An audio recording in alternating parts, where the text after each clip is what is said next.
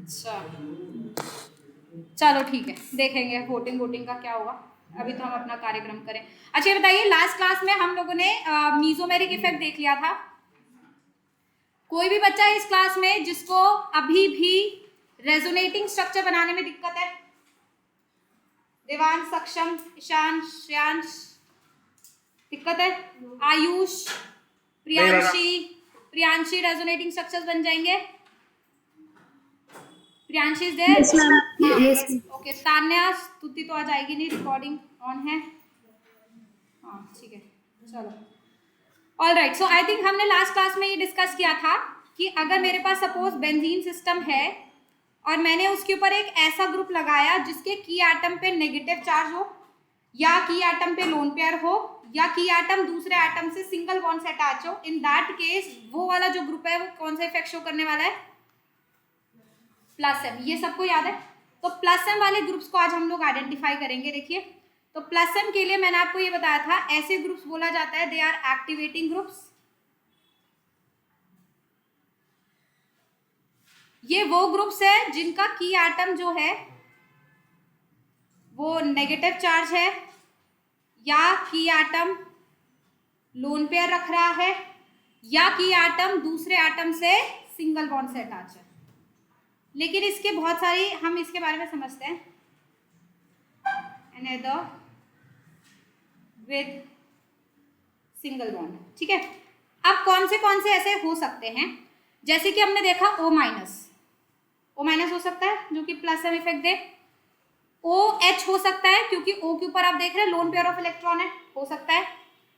OR हो सकता है, R मतलब NeCH3 group you put, plus M effect हो सकता है, ठीक है। NH2 हो सकता है जो प्लस एम इफेक्ट दे, राइट। NHR भी हो सकता है, मतलब सेकेंडरी अमीन भी आप ले सकते हो। NRR भी ले सकते हो, टर्शियरी अमीन। इन सब के अंदर आप देख रहे हैं कि एटम पे लोन पेयर है या कि एटम पे नेगेटिव है, तो ये सारे हमें क्या देने वाले हैं? Plus M. ये बात सबको समझ आ रही है, हाँ या ना? नाउ अब इन सब को जो बोला जाता है ना, they are all shows very strong plus M. इन सब का बहुत ही अच्छा प्लस एम होता है and they are called as strong activators.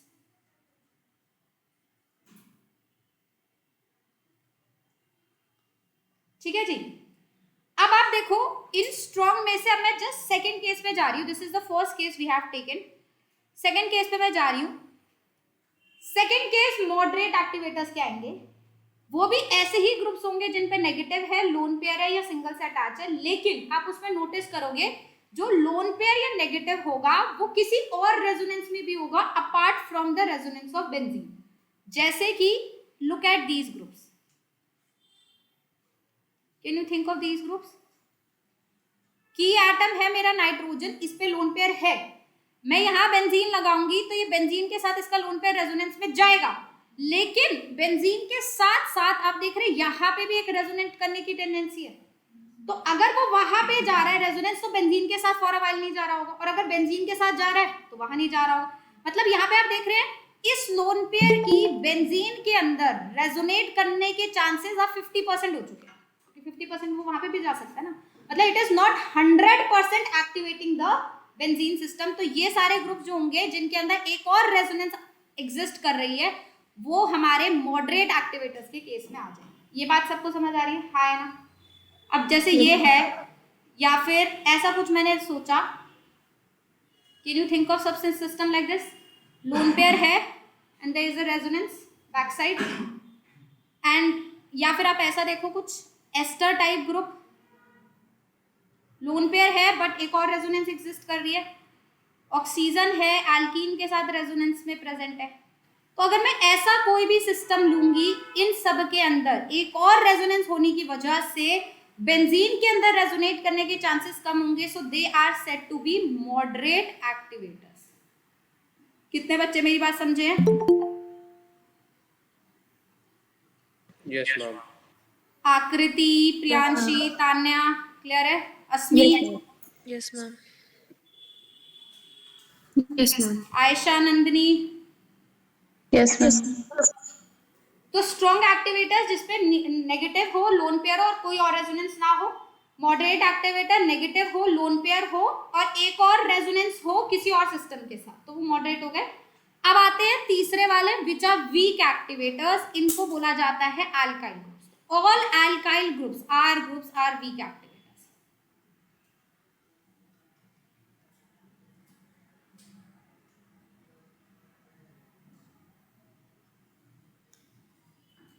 यहां तक सबको बात समझ आई?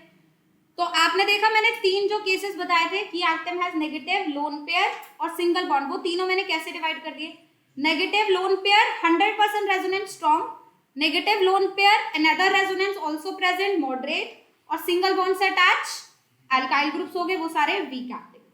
यहां तक सबको समझ आया? हाँ या ना? कोई दिक्कत? सान्या, हर्ष, देवांश, गौरव, अब जरा थोड़ा दिमाग लगाएंगे।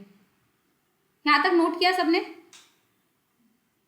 आप लोगों को याद होगा लास्ट क्लास में जब हम लोगों ने डिस्कशन किया था प्लस एम वाले ग्रुप्स का, उनका रेजोनेटिंग स्ट्रक्चर हम कैसे इनिशिएट करते थे। जैसे मेरा बेंजीन है, मैंने इसके ऊपर यार लगा दिया कोई भी OH लगा दिया या O- लगा दिया, कुछ भी लगा दिया, तो ये प्लस एम है।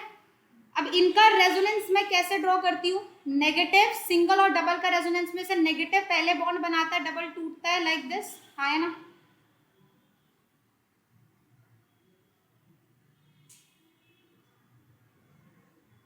Will get this. फिर इसके बाद फिर से एक रेजोनेंस होगा,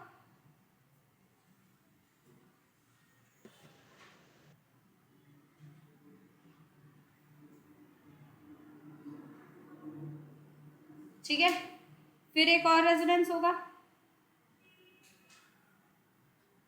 मतलब बेसिकली इसमें रेजोनेंस में डबल बॉन्ड शिफ्ट करता है आगे, नेगेटिव चार्ज आगे बढ़ाते हैं, फिर डबल बॉन्ड आगे जाता है, मतलब नेगेटिव से डबल, डबल से नेगेटिव बनता डबल है। से नेगेटिव। हाँ।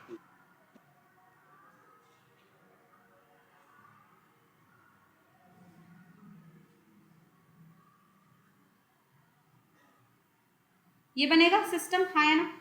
तो आपको क्लियरली समझ आ रहा है कि रेजोनेंस कैसे करानी है, और रेजोनेंस कराने की वजह से अगर आप नोटिस करेंगे तो बेंजीन सिस्टम में नेगेटिव चार्ज आ रहा है, जिस वजह से बेंजीन सिस्टम में इलेक्ट्रॉन डेंसिटी बढ़ रही है।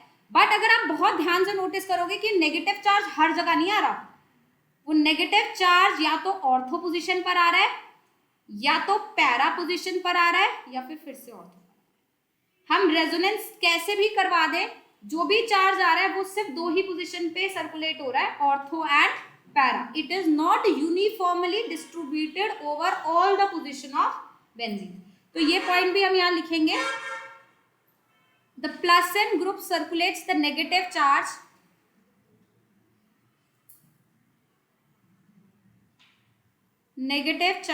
on benzene system, increasing the electron density at ortho and para position.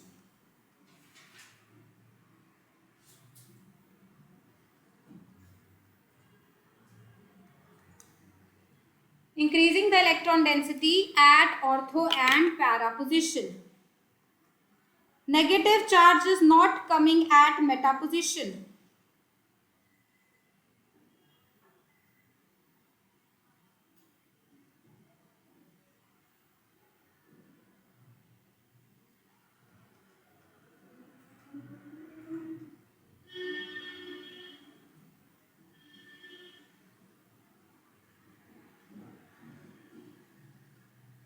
चले आगे, राइट? अब मेरी बात सारे बच्चे और केयरफुली सुनेंगे। यहां तक सबको क्लियर हुआ है? अब आप सोचो, मैंने एक वीकली एक्टिवेटिंग ग्रुप लिया जैसे कि CH3, ये एक अल्काइल ग्रुप है। We have just said you कि ये जो CH3 वाला ग्रुप है ये वीकली एक्टिवेटिंग है, करेक्ट? मतलब इसे O- के जैसे रेजोनेंस करके ऑर्थो और पैरा पे नेगेटिव चार्ज लाना चाहिए। बट ये रेजोनेंस कैसे करेगा? बिकॉज रेजोनेंस होने के लिए कोई कॉन्जुगेटेड सिस्टम प्रेजेंट होना चाहिए, इजंट इट? तो इस पे तो कोई नेगेटिव चार्ज नहीं है, इस पे कोई लोन पेयर भी नहीं है, इस पे कोई प्लस चार्ज भी नहीं है, इस पे कोई रेडिकल भी नहीं है। तो मैं कैसे रेजोनेंस, तो स्पेशल केस होता है कि जब भी कोई अल्काइल ग्रुप बेंजीन सिस्टम के ऊपर प्रेजेंट होते हैं तो वो रेजोनेंस कराने के लिए अपने अल्फा एच का इस्तेमाल करते हैं. So alkyl groups to activate the benzene ring uses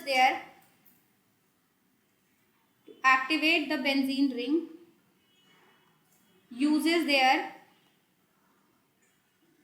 alpha hydrogen. Alpha hydrogen को बहुत केयरफुली समझना है. अल्फा का मतलब होता है जो डबल बॉन्ड सिस्टम है उससे डायरेक्टली अटैच sp3 वाला हाइड्रोजन. ठीक है, क्या बोला मैंने? डबल बॉन्डेड सिस्टम से डायरेक्टली अटैच sp3 वाला हाइड्रोजन. ठीक है, तो ये है डबल बॉन्ड, इससे डायरेक्टली अटैच sp3 कार्बन यही है, और तो बाकी सारे sp2 कार्बन है ना. तो इसके जो हाइड्रोजन्स हैं इनको बोला जाएगा अल्फा हाइड्रोजन, और ये अपने अल्फा हाइड्रोजन का इस्तेमाल करके बेंजीन को एक्टिवेट करेगा. और सब लोग जानते हैं सिग्मा बॉन्ड को तोड़ना डिफिकल्ट है, तो इसका मतलब ये अगर एक्टिवेट करेगा तो काफी स्लो होगा, because sigma bond can not be broken very easily and that is why they are weak activators. They are not strong activators क्योंकि ये अपने सिग्मा बॉन्ड को इन्वॉल्व कर रहे हैं. They are not involving their negative charge, not involving their loosely held electron, not involving their pi bonds. ठीक है, अब यह रेजोनेंस कैसे होती है?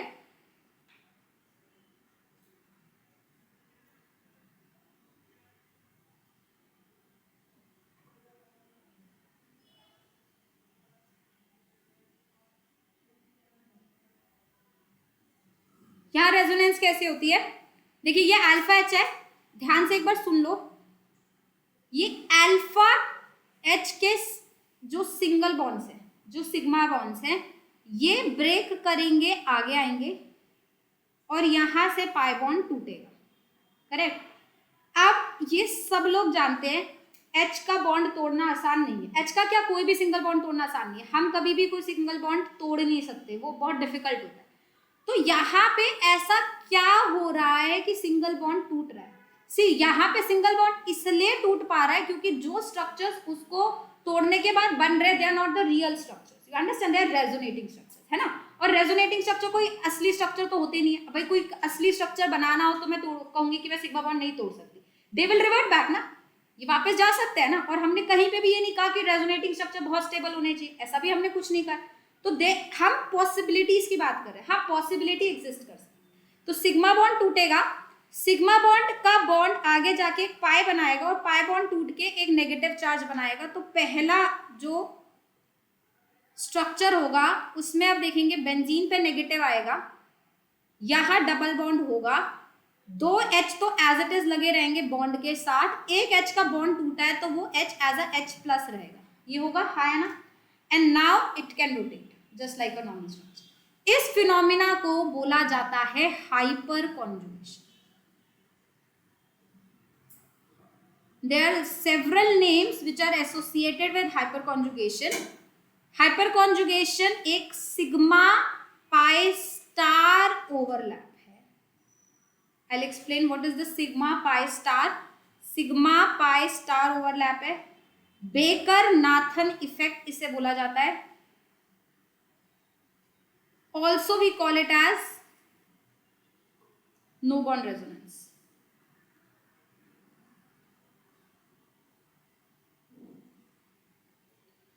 Sigma pi star overlap, Baker-Nathan effect, and no bond resonance. These are the 3 names, and the fourth name is hyperconjugation. These are the 4 names which are given to this phenomena.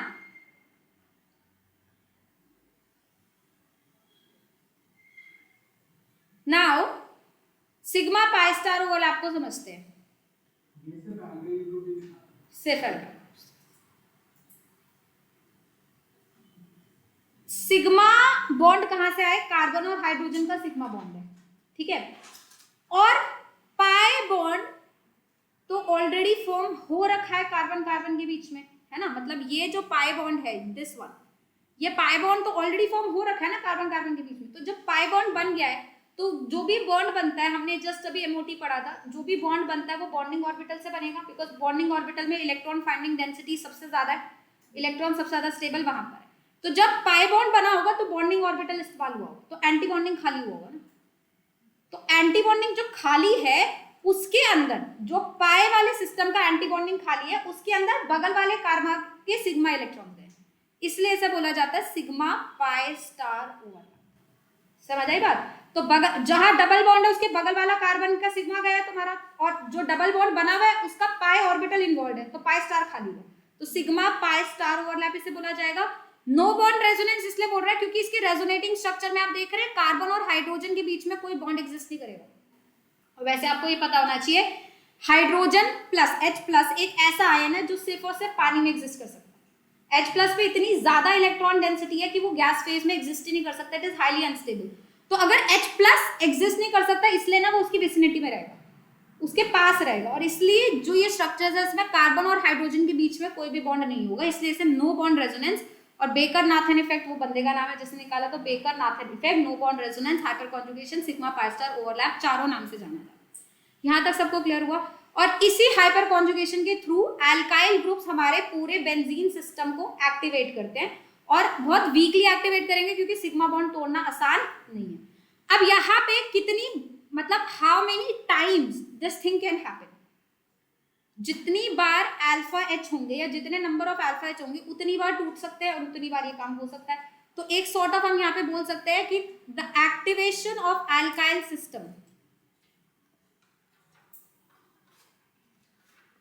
activation of alkyl system on benzene ring is directly proportional to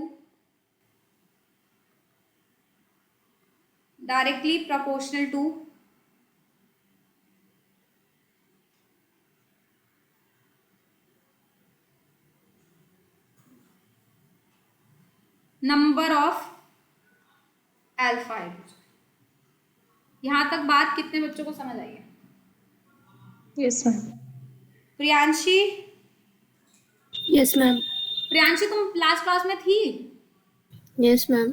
मुझे ऐसा क्यों याद आ रहा है कि तुम नहीं थी, या फिर मैं तुम्हें भूल गई थी और मैं तुम्हारा नाम नहीं ले रही थी, ऐसा भी हो सकता है। No, ma'am, मैं yes भी बोल रही थी, मतलब आप मेरा नाम नहीं ले रहे होगे लेकिन मैं बोल रही थी। हाँ, तू अच्छी बच्ची, very good.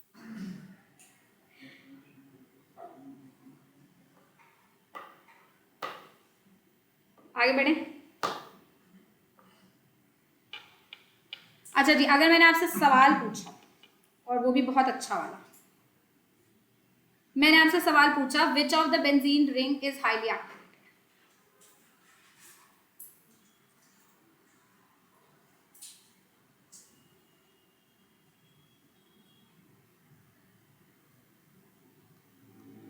Highly activated.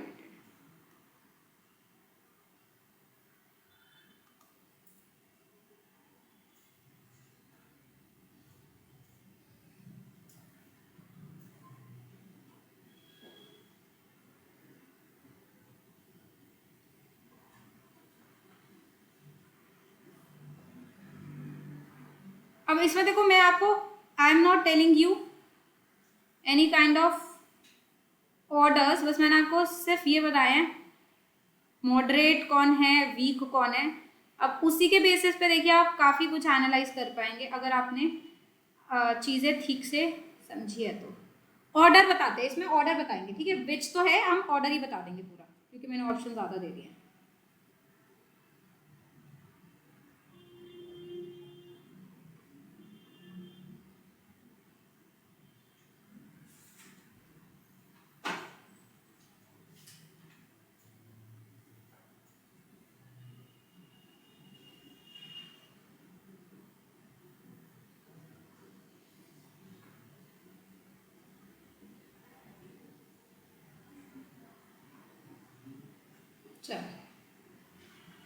Order बताना है हमें, which of the following benzene system is highly activated, increasing order में आप मुझे रिपोर्ट करेंगे। सी में NH2 है बेटा, NH2 माइनस कैसे आएगा? ये लोन पेयर थे।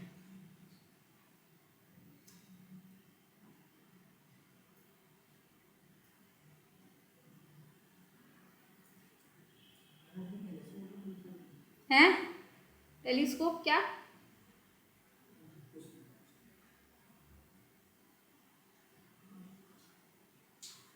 हाँ भाई,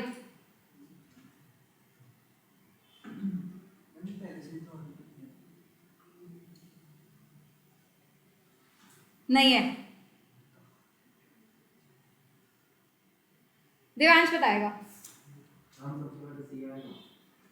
सबसे पहले सी आएगा, एच आएगा, कितने गया एच, एच आएगा,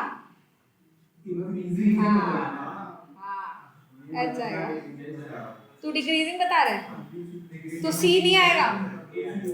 तेरे दोस्त तेरे ज्ञान से बेटा क्या होगा। वैसे इस दुनिया में ना इंसान को अकेले चलना चाहिए, मैं बता रही हूँ, दोस्तों का साथ नहीं होना चाहिए। बर्बादी में काम आता है ये, बर्बादी करते हैं ये। तू सही बोल रहा है बेटा। NH2 that will be highest. No, it is O minus that is highest. I forgot. That's so right. हाँ, सबसे पहले तो आएगा नेगेटिव चार्ज वाला, वो कौन है, ए। ए। फिर इन तीनों में से जिनमें लोन पेयर है, कौन है तीन लोन पेयर वाले, ये।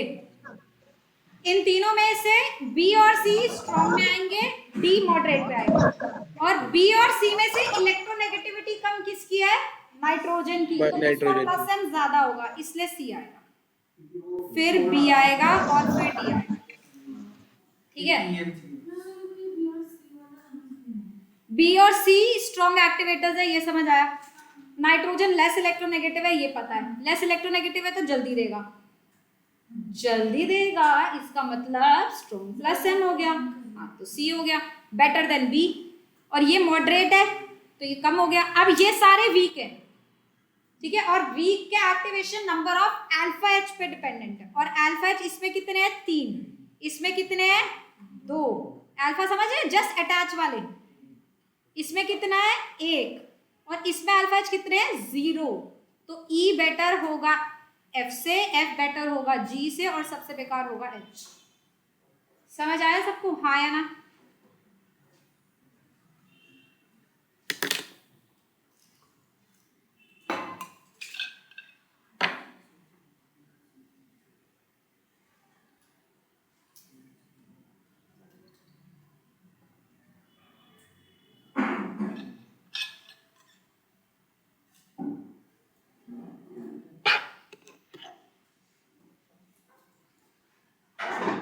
आगे चले, is that clear to everybody?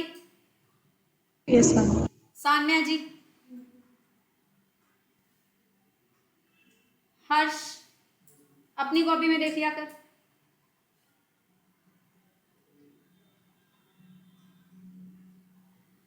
बड़े आगे नोट कर लिया सबने?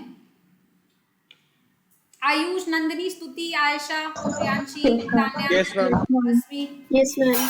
वंश, ओके। तो यहां तक तो हमने ये कहानी समझ ली, प्लस एम का ऑर्डर, और एक्टिवेशन कराएंगे ऑर्थो एंड पैरा पोजीशन पे, ठीक है। बोलो, कौन बोला? हाँ मैम, जैसे NH है और NR2 है, तो उसमें कैसे देखेंगे? Secondary amines are more basic than tertiary amines. तो सेकेंडरी जो होगा वो ज्यादा बेसिक है, मतलब इलेक्ट्रॉन पेयर ज्यादा जल्दी देता है।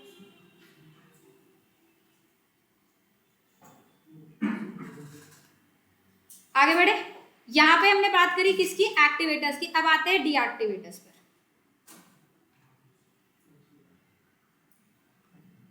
Now deactivator shows minus M effect. Minus M कौन कौन शो करेगा, जिसका की एटम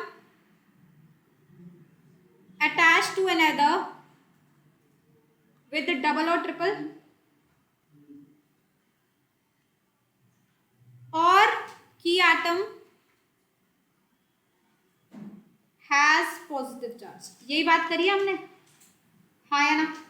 लेकिन इसमें बहुत सारी चीजें हैं। फॉर एग्जाम्पल, अगर मैंने एक सिस्टम लिया नाइट्रोजन, जिसका की मतलब मैंने बेंजीन लिया, उसका एक की एटम लिया नाइट्रोजन, जिसके ऊपर पॉजिटिव चार्ज लगा दिया। Now can I have minus M? मतलब key atom has a positive charge, तो it is technically a deactivator, isn't it? तो अगर वो डीएक्टिवेटर है तो उसे माइनस एम देना चाहिए। तो क्या ये माइनस एम देगा? हाँ बिल्कुल देगा, है ना। ऐसे बनाते हैं, कितने बच्चे कहते हैं हर्षिता ऐसे बिल्कुल बनाएंगे, नहीं बनाएंगे? नहीं यार, बनाना चाहिए, नहीं बनाना चाहिए। हम फिर नाइट्रोजन डबल बॉन्ड नहीं ले ले रहे नाइट्रोजन के 5 बॉन्ड हो जाएंगे, और नाइट्रोजन क्या 5 बॉन्ड बना सकता है? नहीं। नहीं। तो की एटम जरूर उसके पास प्लस चार्ज है, बट ये एक ऐसा सिस्टम है जो माइनस एम इफेक्ट नहीं देने वाला, because nitrogen can not expand it's covalency beyond 4। बात समझ आई? घर की खेती चल रही है, हटा दे हाइड्रोजन, नाइट्रोजन पे 2 प्लस चार्ज वो लगा देते हैं, है ना। नाइट्रोजन और हाइड्रोजन का बॉन्ड कितना स्ट्रॉन्ग है? हाइपर कॉन्जुगेशन सिर्फ कार्बन के साथ हो पाती है, क्योंकि कार्बन कार्बन का बॉन्ड न्यूट्रल होता है, कार्बन हाइड्रोजन के बॉन्ड में इलेक्ट्रोनेगेटिविटी का डिफरेंस होता है। हाँ, इंडक्टिव शो करेगा, मीजोमेरिक वो शो नहीं करेगा, विल नॉट शो मीजोमेरिक। तो कितने बच्चों ने ये नोटिस करा कि जो मैंने लास्ट क्लास में माइनस एम लिखवाया था उसमें NH3 प्लस नहीं लिखवाया था, PH3 प्लस लिखवाया था? नोटिस करा था? नहीं, हम नोटिस कहाँ करते हैं? नोटिस करने जैसी तो चीज हमारे अंदर है ही नहीं, है ना। क्यों लिखवाया था PH3 प्लस जैसी चीज? क्योंकि phosphorus can expand it's covalency beyond 4, तो इस पे प्लस आएगा तो ये ऐसे माइनस एम शो कर सकते।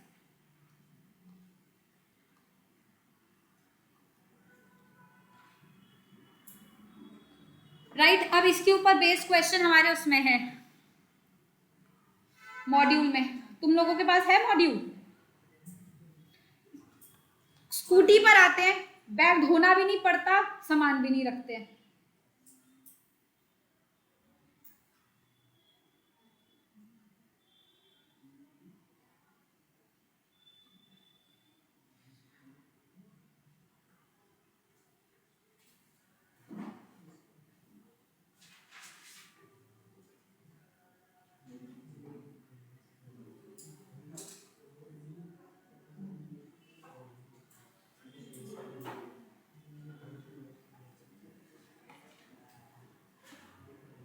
अच्छा, केमिकल बॉन्डिंग क्यों निकाल दिया? हम तो जीओसी पढ़ रहे हैं ना।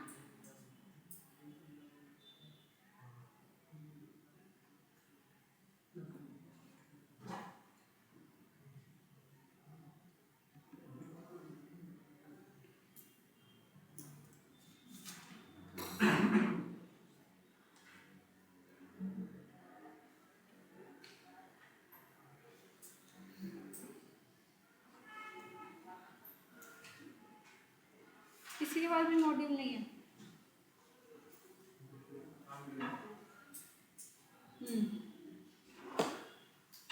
और किसी के पास है?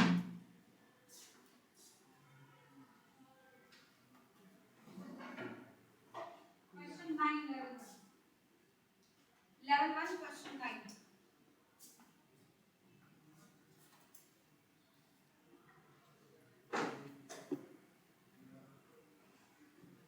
This is level 1 question 9। दिख रहा है सबको स्क्रीन पे?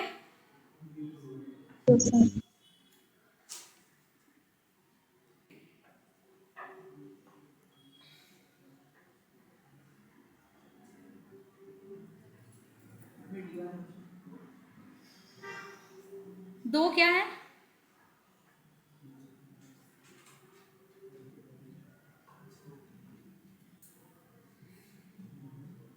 मुझे देवांश आंसर दे। डॉट का है? नहीं, ये तो पेन है मेरा।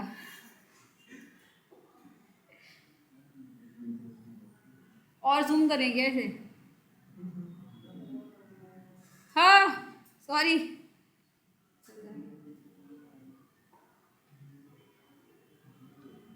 जूम होने के बजाय कम ही हो गया मुझे लगा। ऐसे ही देख लो यार। क्या आंसर क्या लगता है? In which delocalisation of positive charge is possible, मतलब जहां पे रेजोनेंस हो पाएगी, that is what they are trying to say. A में हो सकती है? नहीं। क्यों? क्योंकि नाइट्रोजन 5 बॉन्ड नहीं बना सकता। बी में हो सकती है? नहीं, क्योंकि नाइट्रोजन के 4 बने हुए, एक और कराओगे तो 5 बन जाएंगे, है ना। सी में हो सकती है? क्यों? अरे +2 कैसे हो जाएगा? ऐसे करोगे तो +2 कैसे हो जाएगा? बी में हो सकती है। ओके, बॉन्ड्स कितने? 3 बने हुए, एक और 4 बन जाएंगे। 4 बना सकता है ना।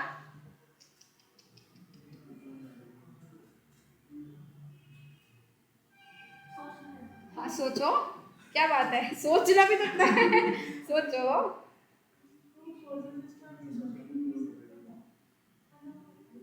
सबके ना इस पूरी क्लास में ग्रुप्स बने हुए, देखो ये दो ग्रुप है ना, ये अकेले Yes. ये तीन, ये वाला दो का एक ग्रुप, फिर ये ग्रुप, वो देवांश और सान्या अकेले बेचारे, नहीं लग तो नहीं रहा।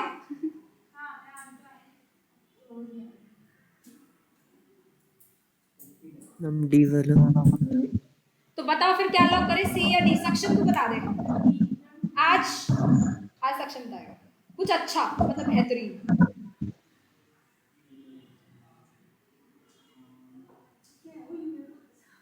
यूएफओ, यूएफओ का, ये मेरा पेन है, ये नेगेटिव चार्ज है भाई, ये नेगेटिव है, ये प्लस है।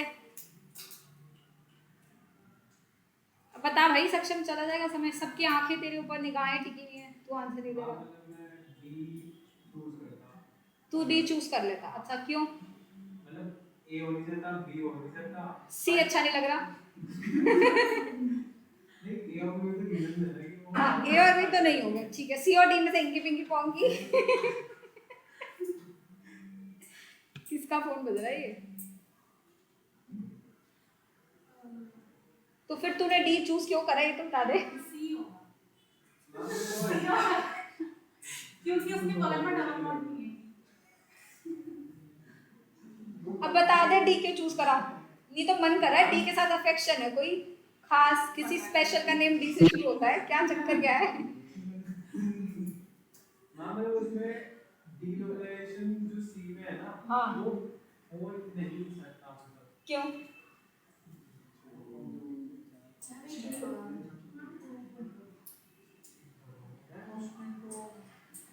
क्या है,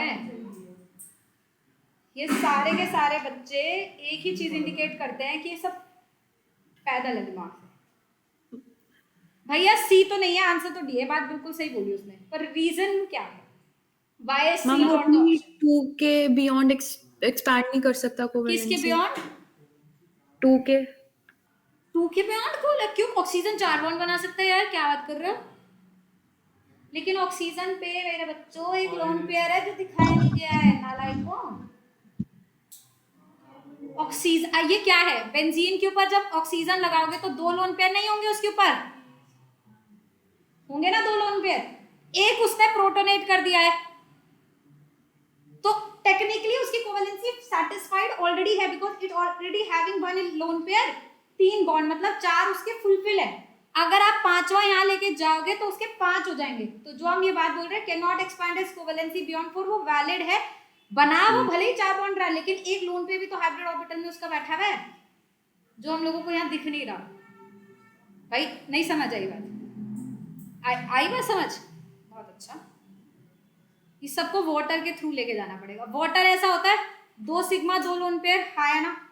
अब मैंने बस एक बेंजीन लगा दिया यहाँ पे, उससे कोई उसके सिग्मा बॉन्ड्स पे तो फर्क नहीं पड़ा ना। Sigma is still 2 and they are 2 lone pairs, correct? अब जैसे H3O प्लस बनाते हैं तो हम एक लोन पेयर हटा देते हैं, इसका ऐसे बना देते हैं, तो उस पर एक लोन पेयर तो रहता है ना। This is exactly that structure, इसके पास एक लोन पेयर है,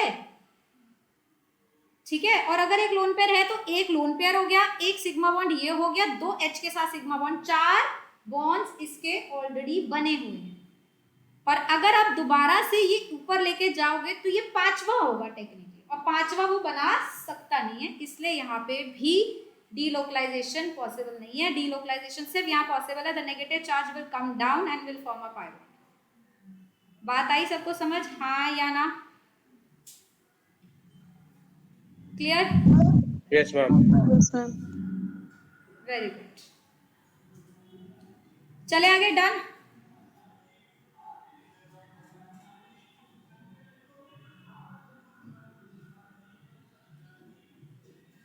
ये तो कोई आरती सी नहीं लग रही, भगवान की आरती की कृपा बरसाना जी। Is that clear? चलो सबको समझ आ गया कि डीलोकलाइजेशन हम -m में कैसे देखते हैं। हाँ ये बात बिल्कुल सही है कि एटम पे प्लस होगा तो वो -m देगा, बट आपको कोवेलेंसी को भी ध्यान रखना है कि वही 4 बॉन्ड बना सकता है नहीं बना सकता, 5 बॉन्ड बना सकता नहीं बना सकता, and everything. Now let's take another thing into account.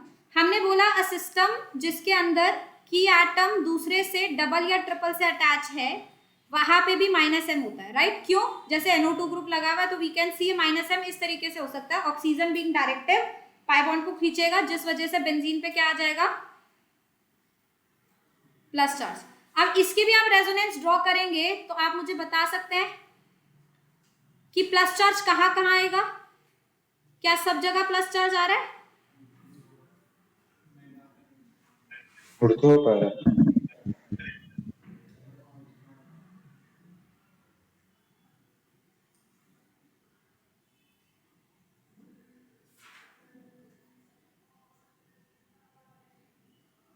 Right?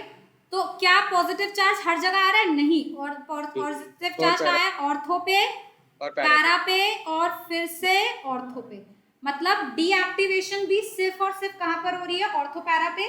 Activation भी सिर्फ और सिर्फ कहां पर हो रही है? ऑर्थो एंड पैरा पे। ऑर्थो पैरा पे। तो deactivation also occurs on ortho and para position.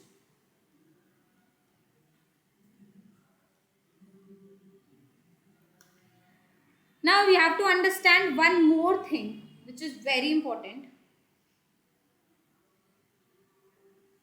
यहां तक सबको समझ आ गया? नोटेड। अब मैं एक ग्रुप और लगा रही हूं,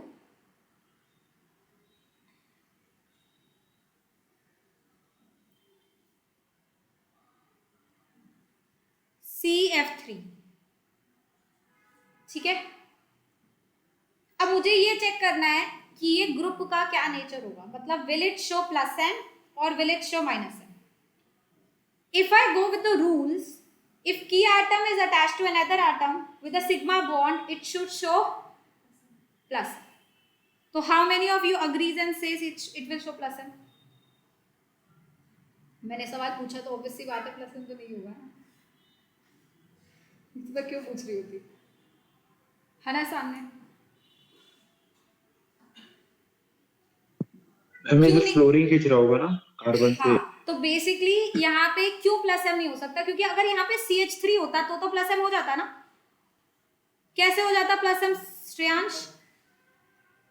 हाइपर कॉन्जुगेशन से ये बॉन्ड नीचे आ जाता और ये ऐसे टूट जाता, इजंट इट? बट क्या ये चीज मैं फ्लोरीन के साथ कर सकती हूँ? Can I take out fluorine as F+? No, it is the most No. Electronegative element. तो इसको रेजोनेंस तो करनी है और करेगा तो सिग्मा बॉन्ड से ही, क्योंकि मैंने बोला जब सिग्मा बगल में होगा तो सिग्मा से ही करेगा, बट ये उल्टी करेगा, ये ऐसे और ये ऐसे, राइट? तो भले ही CF3 में पहला एटम दूसरे एटम से सिग्मा बॉन्ड से अटैच हो, लेकिन ये -m शो करता है because fluorine being the most electronegative atom shows a kind of a hyperconjugation which happens in the reverse order. इसको बोला जाता है ट्रांस या फिर reverse हाइपरकॉन्जुगेशन. So this is not a different type of hyperconjugation which is called trans or reverse hyperconjugation. बेटा वो तो -m पहले से है ना, क्योंकि उसमें तो पाई बॉन्ड है, हाइपरकॉन्जुगेशन नहीं है ना उसमें.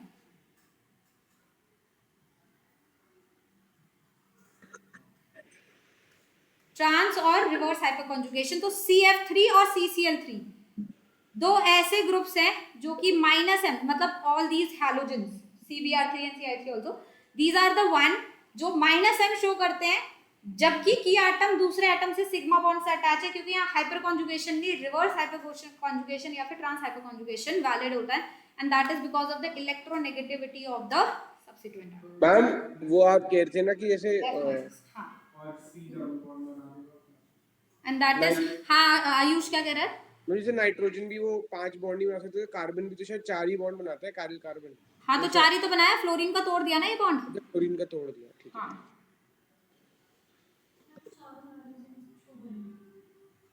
हाँ, रिवर्स हाइपर कॉन्जुगेशन. तो यहाँ आ गया प्लस, यहाँ आ गया 2 फ्लोरीन और 1 फ्लोरीन एज F- निकल गया, and it will go on. अब मैंने आपको बहुत सारे ग्रुप्स बता दिए, अब आप मुझे अपने आप हर ग्रुप को क्लासिफाई करके बताएंगे कि इसका इंडक्टिव कौन सा होगा, उसका मीजोमेरिक कौन सा होगा.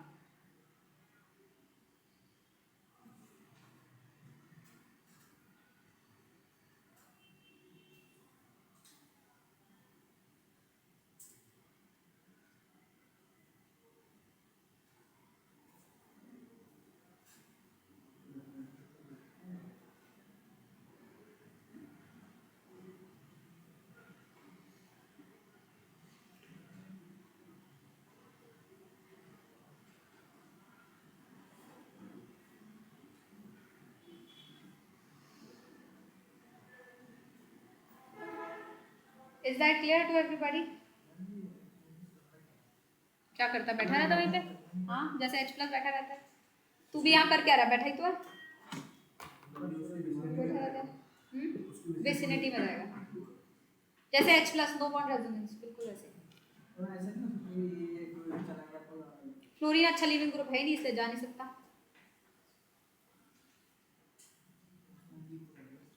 हाँ, लीव तो कर गया। हाँ, अब मैं बोलूँ फिर एक एग्जाम्पल दूँ उसको सपोर्ट करने के लिए। NO2 का बता दूँ। इसका एग्जाम्पल ये है कि तूने तो ब्रेकअप कर दिया, उसका मन ब्रेकअप कर दिया, पर दूसरे का मन नहीं था ब्रेकअप होने का, तो फोन कर ही जा रही है, वो परेशान कर रही है तुझे, है ना? तो बस यही कहानी है। NO2 का कहानी ये है,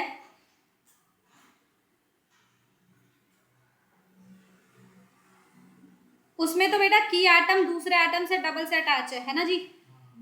तो और ऑक्सीजन पे ऑक्सीजन इलेक्ट्रोनेगेटिव है, तो यहाँ से तो ये वैसे ही रेजोनेंस इसी तरीके से करेगा, मतलब डायरेक्टिव रेजोनेंस होगी ना, तो माइनस है इसका तो प्योरली। अब मुझे बताना क्या है इसमें,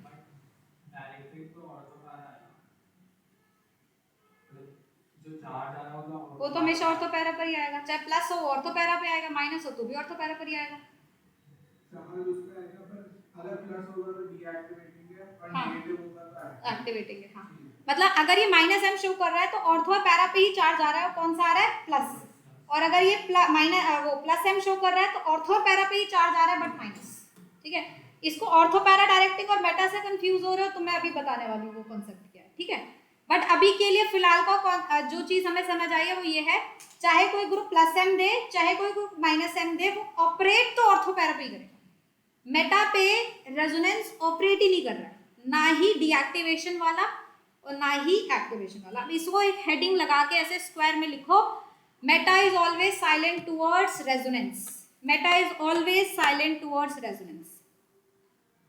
डीएक्टिवेशन और एक्टिवेशन की बेसिस पे बता रहे, Meta is always silent towards resonance. हाँ जी, क्योंकि हमने देखा जब रेजोनेंस हो रही है तो नेगेटिव और पॉजिटिव चार्ज कभी मेटा पे आया ही नहीं।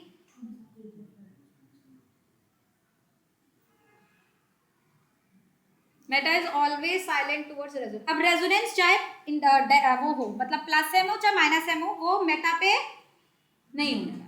ठीक है, अब आगे चलते, यहाँ तक सबने नोट कर लिया कि एक चीज, कोई दिक्कत? इसमें से अभी तक का जो मोस्ट इंपॉर्टेंट चीजें हैं उनको हाईलाइट कर देते हैं। मोस्ट इंपॉर्टेंट चीजें में से जो आर ग्रुप्स हैं वो वीकली डीएक्टिवेटिंग होते हैं हाइपर कॉन्जुगेशन से।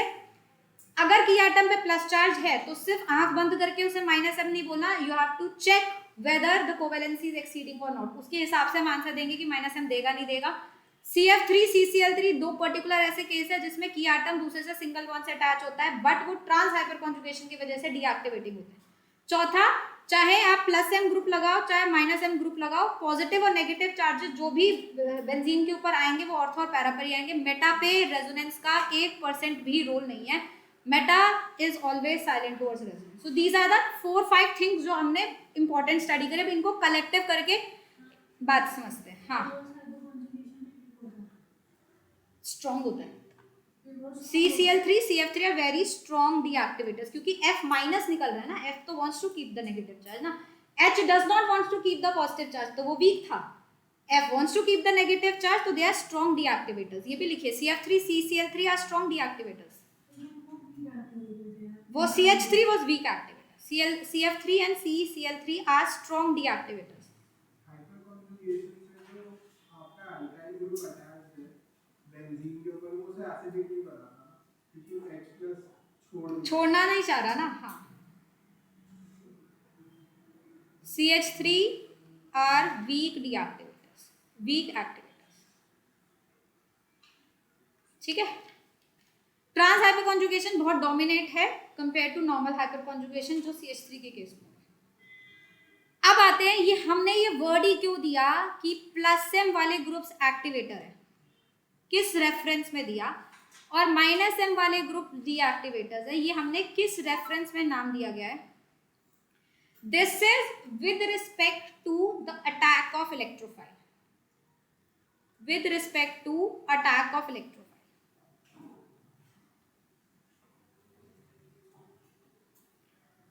What are electrophiles? Electrophiles are electron deficient groups. ठीक है, तो अगर मैंने एक बेंजीन सिस्टम पे +m वाला ग्रुप लगाया जैसे O-, आप समझे, उसके बाद हम बात करेंगे, और मैंने विद रिस्पेक्ट टू इस इलेक्ट्रोफाइल के जज किया, तो मैं कहूंगी कि इलेक्ट्रोफाइल के लिए अब O- लगाने से सिस्टम एक्टिवेट हो गया है। क्यों? और तेजी से अटैक करने वाला इलेक्ट्रोफाइल पे। क्यों? क्योंकि इसमें नेगेटिव चार्ज सर्कुलेट। तो अगर मैं एक बेंजीन के ऊपर एक इलेक्ट्रोफाइल का अटैक कराऊं और एक ऐसे बेंजीन के ऊपर कराऊं जिसमें मैंने +m वाला ग्रुप लगा रखा है, तो यहाँ पे रिएक्शन फास्ट होगा, यहाँ पे रिएक्शन स्लो होगा। इसलिए with respect to the electrophile I am saying कि ये वाला +m वाले ग्रुप ने बेंजीन को एक्टिवेट कर दिया है towards the reaction with electrophile. और वहीं पे अगर मैं -m लगा दूं, the reaction will be extremely slow. इतना स्लो होगा कि हम सोच भी नहीं सकते, एक्सट्रीम स्लो होने वाला है रिएक्शन, क्योंकि यहाँ पे क्या सर्कुलेट हो जाएगा बेंजीन रिंग के ऊपर? Plus charge. तो इलेक्ट्रोफाइल डीएक्टिवेट हो जाएगा, इलेक्ट्रोफाइल वहां पे अटैक करना नहीं चाहेगा। The reaction will be even more slower. तो ये समझ आ गया सबको, एक्टिवेटर और deactivator with respect to the electrophile. हम लोग बोल रहे हैं कि +m लगा देंगे, वो एक्टिवेट कर देगा towards the reaction with electrophile, -m लगा देंगे, वो डीएक्टिवेट कर देगा towards the reaction with electrophile. कोई ग्रुप नहीं लगाओगे तो वो नॉर्मल बीच में रह जाएगा। ठीक है, अब यहाँ पे देखते हैं कि इलेक्ट्रोफाइल अगर लगेगा तो वो कहाँ लगना चाहेगा। आप इसको समझिए, ये क्वेश्चन जेई में एज अ पास्ट ईयर में कई बार दोहराया गया और इसके कॉन्सेप्ट्स कई बार इससे रिलेटेड चीजें पूछी गई हैं। हम जरा इसको ऐसे समझते हैं, जस्ट अंडरस्टैंड वंस। ये मैंने कोई इलेक्ट्रोफाइल ले लिया, कोई भी ले लो, एनी इलेक्ट्रोफाइल। जब मैंने O- लगाया तो मुझे ये पता चल गया कि भाई O- लगने से बेंजीन के अंदर एक्टिवेशन आ गई है, बिकॉज इलेक्ट्रॉन डेंसिटी बढ़ गई है। बट अब इलेक्ट्रोफाइल उसे अप्रोच कर रहा है तो उसे पता चल रहा है कि इलेक्ट्रॉन डेंसिटी हर जगह बढ़ी नहीं है, इलेक्ट्रॉन डेंसिटी सिर्फ ऑर्थो पे और पैरा पे बढ़ी है। इसलिए इलेक्ट्रोफाइल अगर यहां जाके लगेगा तो वो कोशिश करेगा इसके ऑर्थो पे लगने की या फिर इस ग्रुप में पैरा पे लगने की। तो अगर ऐसे ग्रुप्स लगा दिए जाते हैं जो कि +m देते हैं, उनको फिर बोल दिया जाता है कि ये ऑर्थो पैरा डायरेक्टर्स। बात समझ आई? तो मतलब 4 चीजें रिलेट होगी। +m वाले एक्टिवेटर्स हैं, +m वाले ऑर्थो पैरा डायरेक्टर्स हैं, +m वाले वो हैं जिनके की एटम पे या तो नेगेटिव है या लोन पेयर है या वो दूसरे से सिंगल बॉन्ड से अटैच। तो वो सारे के सारे एक्टिवेटर्स होंगे, ऑर्थो पैरा डायरेक्टर्स होंगे। और ऑर्थो पैरा डायरेक्टर्स क्यों हैं Ayushi?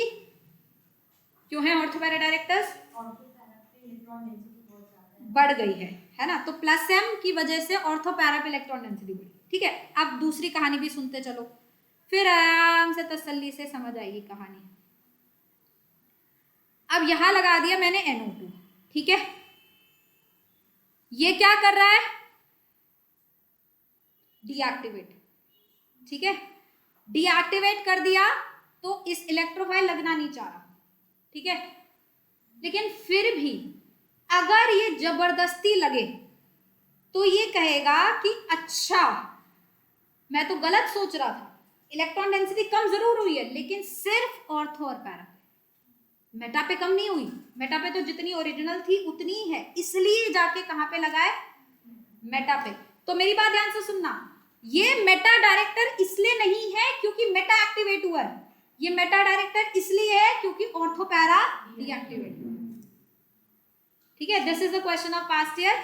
Why is nitrobenzene is said to be a meta director? Because nitro group is activating meta position? No, it is deactivating ortho and para position and I have no other option left, so we have to go to meta. ठीक है, कितने बच्चे समझे मेरी बात? Ayushi, Priyanshi, Nandini, clear है? Yes ma'am.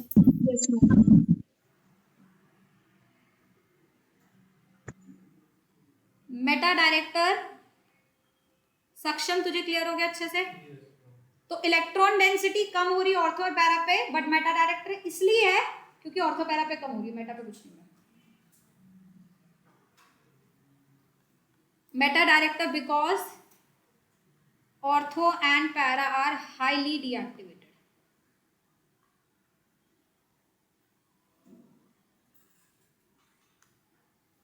Ortho para director because ortho para are highly activated यहाँ पे, और यहाँ पे हाईली डीएक्टिवेटेड।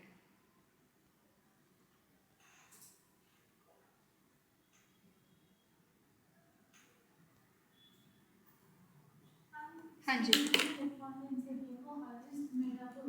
हाँ जी, मतलब दूसरी जगह कम हो गई तो फिर हाईएस्ट नहीं हुई वहां पे, दूसरी जगह जितनी होनी चाहिए उससे भी कम हो गई, नॉर्मल स्टेट है। हाँ, वहां पे कभी भी हाई या कम नहीं होगी, वहां पे जितनी थी उतनी रहेगी, बट दूसरे में कम होगी तो कंपैरेटिवली वो एक बेटर ऑप्शन है।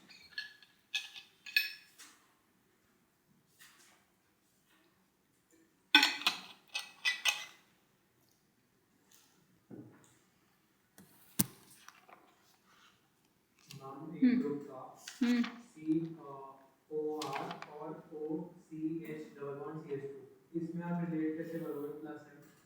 अभी बता रही, नोट कर लिया सबने? एक मिनट लिख लो।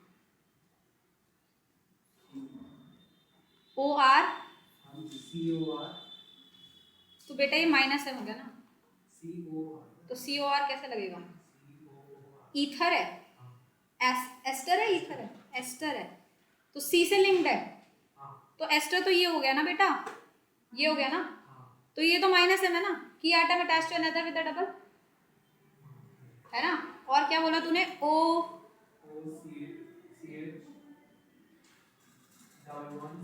ये प्लस है, मैं मॉडरेट एक्टिवेटर, ठीक है। इनफैक्ट इसको ऐसे समझो, इसको एक जे में बहुत फैसिनेटिंग तरीके से लास्ट ईयर या वैसे पूछा हुआ है, 2 बेंजीन दिए हैं, बहुत ध्यान से सुनना, बहुत ही कमाल का सवाल है। एक ग्रुप लगा है,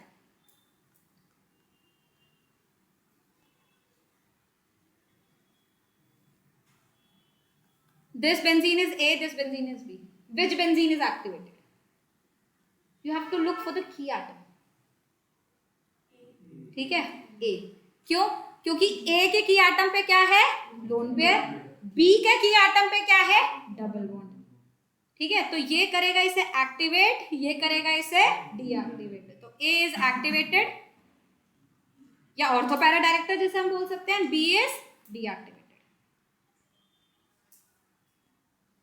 समझ आया? तो मैम कुछ ऑर्थो नहीं पैरा करना, डायरेक्टर just भी look for electrophile the key atom। हाँ जी, वापस से बोलो।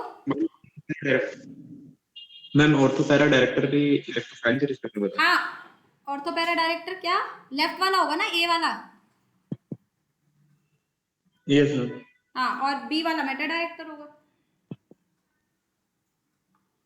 So मैम just इसके look plus for the M को key atom। एक्टिवेटर बोल रहे थे, क्या बोल रहे हो मुझे मैम समझ?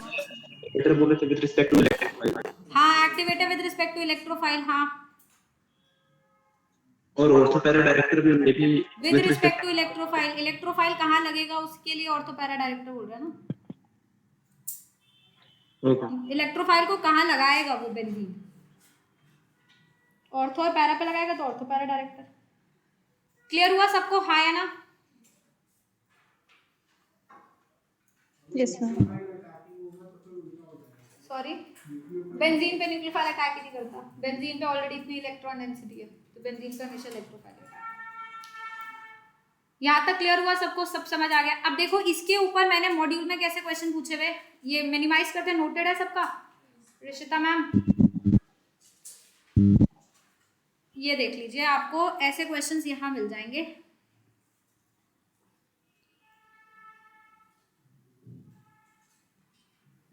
ये वाला देखो, क्वेश्चन नंबर 7, क्वेश्चन नंबर 7 हमें क्या कह रहा है? A group having A double B, A double bond B है, type structure in which electronegativity of B is greater than that of A, which is attached to the benzene system. The electrophile mostly attacks at meta position. क्यों? क्योंकि ये group क्या हो जाएगा? A deactivator minus M key atom is attached to another atom with a double bond. बात समझ आई सबको? हाँ या ना? Yes, sir.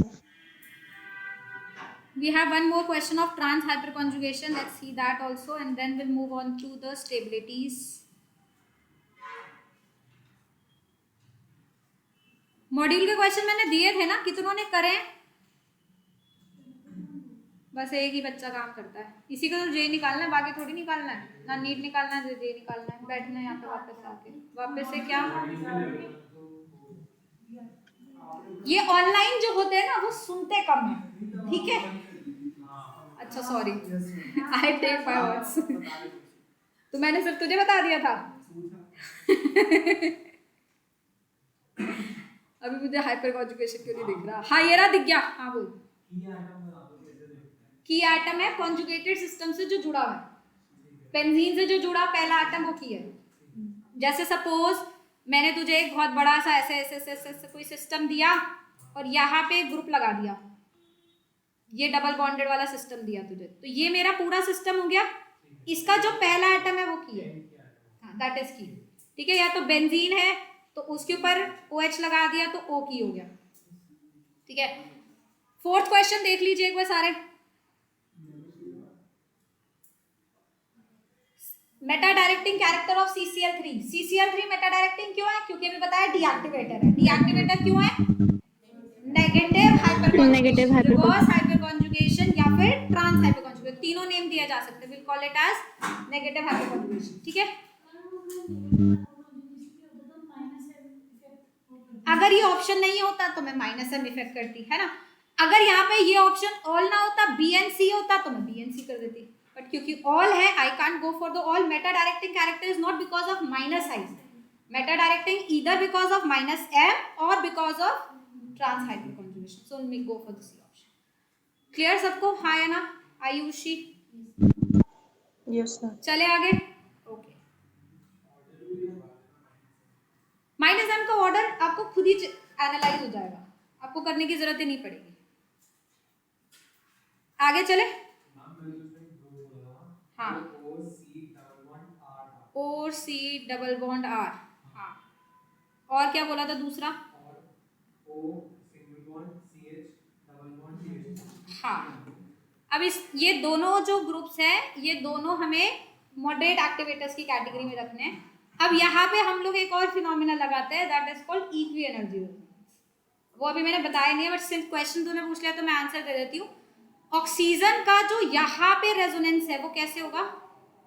इस डायरेक्शन में। और आप इस रेजोनेंस को अगर चेक करेंगे तो ये काफी अच्छा रेजोनेंस है। पीछे वाला रेजोनेंस काफी अच्छा है क्योंकि O पे नेगेटिव आ रहा है। तो अगर ये ज्यादा पीछे जा रहा है तो आगे जाने की टेंडेंसी कम हो जाएगी। बात समझ आई? तो अगर मुझे +m चेक करना है तो इसका +m बेटर होगा इसके +m, क्योंकि उसका बैक रेजोनेंस ज्यादा जा रहा है, ठीक है? तो इसलिए मैं आपको ऑर्डर लिखवा रही हूँ, क्योंकि जब मैं बहुत सारी चीजें एक साथ बताऊंगी ना, तुम इतने सेल्फ इंडिपेंडेंट हो जाओगे, तुम हर एक चीज को एनालाइज कर लोगे, कहाँ क्रॉस हो रहा है, कहाँ इक्वी एनर्जी हो रहा है, कहाँ एक्सटेंडेड हो रहा है, कहाँ लोकलाइज्ड है, कहाँ डीलोकलाइज्ड और कहाँ पे क्या है, ठीक है? इसलिए कह रहे हैं क्योंकि जो पीछे वाला रेजोनेंस है, मतलब आगे वाला रेजोनेंस तो समझ आ गया, बेंजीन वाला, जो पीछे वाला रेजोनेंस है वो इक्वी एनर्जी है, क्योंकि जब आप इसका रेजोनेटिंग स्ट्रक्चर बनाओगे the negative charge will oscillate on the electronegative atom, है ना? और यहाँ जब आप पीछे का रेजोनेंस करोगे the negative charge will oscillate on less electronegative atom. तो अगर नेगेटिव यहाँ ज्यादा देर तक रहेगा तो इसका लोन पेयर तो इस रेजोनेंस में इन्वॉल्व हो गया ना, आगे कहाँ जाता है ना? मुझे तो इस रेजोनेंस की बात करनी है, तो इसके रिस्पेक्ट में उसका +m थोड़ा सा कम हो गया।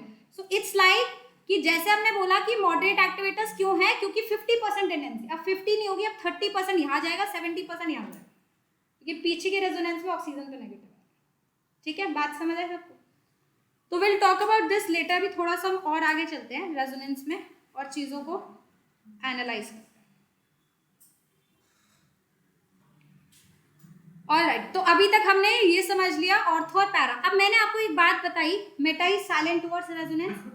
तो अगर मैं आज अगर मैं आज कार्बोकेटाइन की स्टेबिलिटी देखती हूँ, कार्ब एनाइन की स्टेबिलिटी देखती हूँ, एसिडिटी देखती हूँ या बेसिसिटी देखती हूँ, तो मैं अपने दिमाग में ये चीज ध्यान में रखूंगी कि कोई भी ग्रुप अगर मेटा पे लगा है तो मुझे उसका रेजोनेंस चेक नहीं करना, ठीक है। Now how many of you understand that question जो मैंने लास्ट क्लास में आपको कार्बोनाइन स्टेबिलिटी पे कराया था और बहुत सारे ग्रुप्स दे दिए थे और उनके मेटा पे ग्रुप्स लगाए थे। वो कार्ब एनाइन स्टेबिलिटी था जिसमें एबीसीडी गलत कर दी थी, एच भूल गई थी या जी भूल गई थी। चेक करो कॉपी में वो क्वेश्चन किसके ऊपर था, वो एसिडिटी के ऊपर सवाल था, है ना। डिड यू नोटिस मैंने सारे ग्रुप मेटा पे लगाए थे, मैंने कोई ग्रुप पैरा पे नहीं लगाया था, कोई ग्रुप ऑर्थो पे नहीं लगाया था। क्यों? क्योंकि मेटा पे सिर्फ इंडक्टिव होता है, मेटा पे रेजोनेंस होता ही नहीं है। और तब तक हमने इंडक्टिव ही पढ़ा था, तो भी लुक फॉर द इंडक्टिव, है ना। आज हमने ऑर्थो और पैरा पढ़ लिया, तो आज हम हर जगह ग्रुप लगा सकते हैं और फिर चेक करेंगे कि उसका कौन सा इफेक्ट वर्क कर रहा है, ठीक है। So let's talk about the stability of carbocations first of all.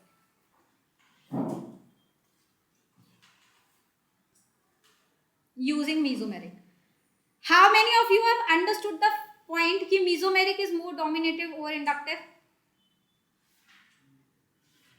ठीक है, इसको एक और तरीके से भी समझ सकते हो अगर आप कभी भूल ना जाओ। तो जैसे मैंने आपको बोला है ना बच्चे, चार्ज हमेशा क्या होता है, चार्ज को क्या करना होता है, हटाना होता है, बर्डन को हटाना होता है। अब मेरे दिमाग में कोई प्रेशर है, कोई टेंशन है, देखो प्रॉब्लम का ना सोल्यूशन तो होता ही नहीं है, मैं सच बताऊं। प्रेशर है दिमाग में कि भाई मेरा नीट क्लियर होगा नहीं होगा, प्रेशर है दिमाग में भाई मेरा जेई क्लियर होगा नहीं होगा, है ना, ये एक दिमाग में प्रेशर है। अब इसका सोल्यूशन क्या? इसका सोल्यूशन ये तो है नहीं कि हम पेपर ना देने जाए, और इसका सोल्यूशन ये भी नहीं है कि हम सोचते रहें। इसका सोल्यूशन एक ही है, you consult this thing with somebody other, दूसरे के साथ बांटो और अपनी परेशानी तुम्हारी अपने आप खत्म हो जाती है। जब तक अपने पास रखोगे तो चीज़ें ज़्यादा और परेशान करिए। Yesterday I got a call from, जो एक बहुत लास्ट ईयर एक स्टूडेंट था मेरे पास, हर्षित, उसके फादर का कॉल आया, उनके फादर का कोई रिलेटिव होगा, उसकी बेटी को एलन में एडमिशन कराया 11th में, पर वो इतनी ज़्यादा टेंशन में आ गई है, एंग्जाइटी, उसको इतनी ज़्यादा एंग्जाइटी हो रही है कि उसको हॉस्पिटलाइज कराना पड़ रहा है। मतलब उसको इतनी ज़्यादा प्रेशर पड़ गया एसजे के साथ, इंटेलिजेंस स्कूल जो हमारा है उसके साथ उसे इतना प्रेशर पड़ रहा है, मैं जेई कैसे करूँ ये करूँ, तो उसको एंग्जाइटी हो रही है और उसको एडमिट कराना पड़ रहा है हॉस्पिटल में, और पेपर्स के दौरान तो कितनी हालत सोचो खराब होगी। इस सिचुएशन में what is the best option? अगर आपके पास कभी भी कोई एंग्जाइटी होती है, कुछ होती है, तो हम उस प्रॉब्लम का सोल्यूशन तो निकाल नहीं सकते। मैं ये सोल्यूशन तो है नहीं कि पेपर ना देने जाए, तो ये सोल्यूशन भी नहीं है कि हम कॉम्पिटिशन की तैयारी ना करें। सोल्यूशन यही है कि अगर आपके साथ ऐसा कुछ भी सिचुएशन हो रहा है, talk to somebody, that is the best solution. और कोई सोल्यूशन नहीं होता इन सब चीज़ों का, है ना। तो एग्जैक्टली यही काम हमें अब करना है। इंडक्टिव एक सोल्यूशन था, मतलब आप समझ रहे हो, किसी प्रॉब्लम को हटा दिया जा सकता था। मीजोमेरिक से प्रॉब्लम हटती नहीं है, प्रॉब्लम बढ़ जाती है, और बांटना इज अ बेटर ऑप्शन। इसलिए mesomeric effect is more better than inductive effect, क्योंकि उसमें क्या होगा, जैसे हम लोग अगर किसी से कुछ चीज़ कंसल्ट करते हैं, मेरे को तो बड़ा अच्छा लगता है, मैं तो बक देती हूँ भैया, मेरे दिमाग में तो पर्सन प्रेशर ले ही नहीं सकती, मेरे तो दिमाग में थोड़ा सा प्रेशर आया मैं पागल हो जाती हूँ। मैं मम्मी पापा एकांत ये वो सब दुनिया ध्यान में हर जगह कॉल कर दूंगी मैं, फिर मैं ठीक हो जाऊंगी, फिर तुम ले लो प्रेशर, अब तुम देखो मेरा काम हो गया। मैं तो यही करती हूँ, ठीक है, मैं तो फ्री हो गई, अब तुम प्रेशर ले लो, मैंने तुम्हें दे दिया, think about it, I am free. तो वो हमेशा बेस्ट ऑप्शन है, ठीक है, हमेशा बोल दो, देखा जाएगा। अब दूसरा बंदे ने जिसने ले लिया वो लेगा ना प्रेशर, तुम्हें क्या करना है, तुम बोल दो अपना। तो वही हमें करना है। अब हमारे पास प्लस चार्ज है, फॉर एग्जाम्पल ये कार्बोकेटाइन, ठीक है, मैं इसको स्टेबलाइज करना चाह रही हूं, तो आप समझो एक मैंने स्ट्रक्चर ये दिया है, एक स्ट्रक्चर मैंने आपको ये दिया है, ठीक है, and I am asking you the stability. तो यहां पे इंडक्टिव वर्क कर रहा है, जो कि प्लस आई से इस प्रॉब्लम को नलिफाई करने की कोशिश कर रहा है, और यहां पे ये बांट रहा है, पहले ऑर्थो पे बांटेगा, फिर पैरा पे बांटेगा, फिर दूसरे ऑर्थो पे बांटेगा, है ना, 3 बार तो जा ही रहा है कम से कम। तो हमेशा याद रखना Mesomeric is better than inductive. Stability of this carbocation is more than this. This is called benzylic carbocation. So अब यहाँ पे और कॉम्प्लिकेसी आएगी, इसलिए मैं भी बहुत सिंपल वाला ले रही हूँ, 3 डिग्री वगैरह नहीं ले रही, इसमें और कॉम्प्लिकेसी आती है. तो benzylic carbocation is more stable than a normal carbocation generally, which is stabilized using inductive.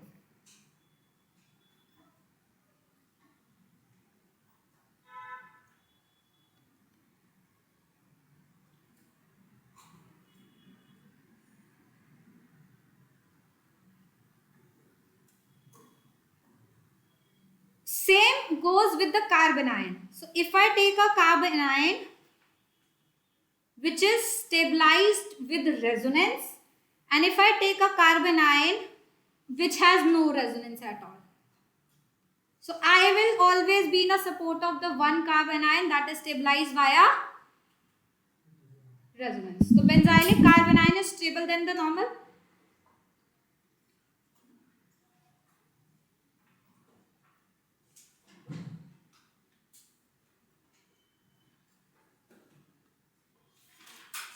More is the resonance, more is the stability. और याद रखेंगे, more is resonance, more is stability.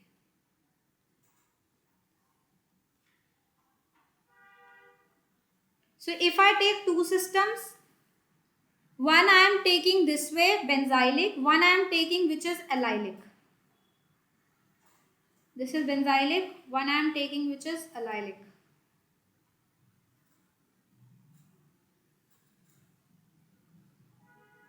Like this.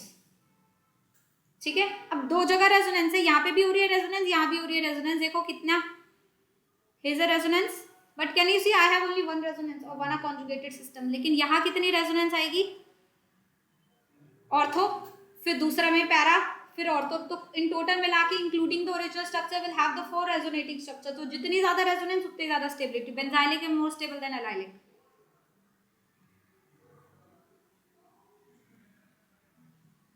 Benzylic is more stable than allylic. You understand what is allylic? Double bond के just बगल वाला is allylic.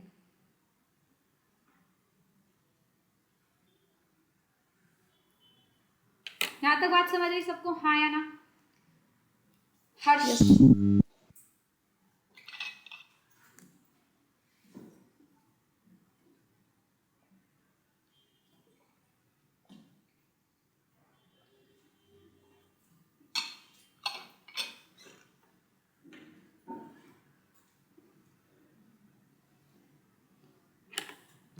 Noted. अब जरा थोड़ा groups लगा के स्टडी करते हैं.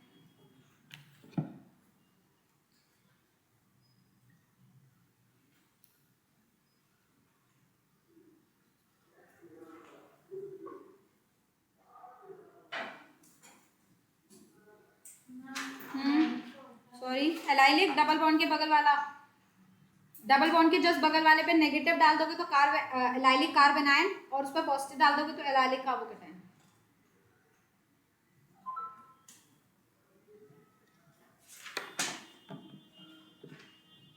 लिख लिया सबने? चले आगे. Yes ma'am. अब जरा थोड़ा ग्रुप्स लगाते हैं एंड लेट्स अंडरस्टैंड. सपोज मैंने बेंजाइलिक ही लिया और उस पर बहुत सारे डिफरेंट ग्रुप्स लगा दिए, तो मैं कैसे स्टडी करूंगी? एक बार मैंने क्या किया है, ऑर्थो पे NO2 लगाया है.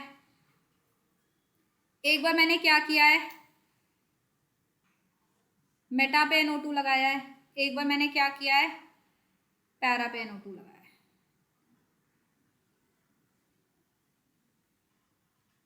या फिर मैंने कुछ ऑर्थो ग्रुप लगा दी, OH लगा दी.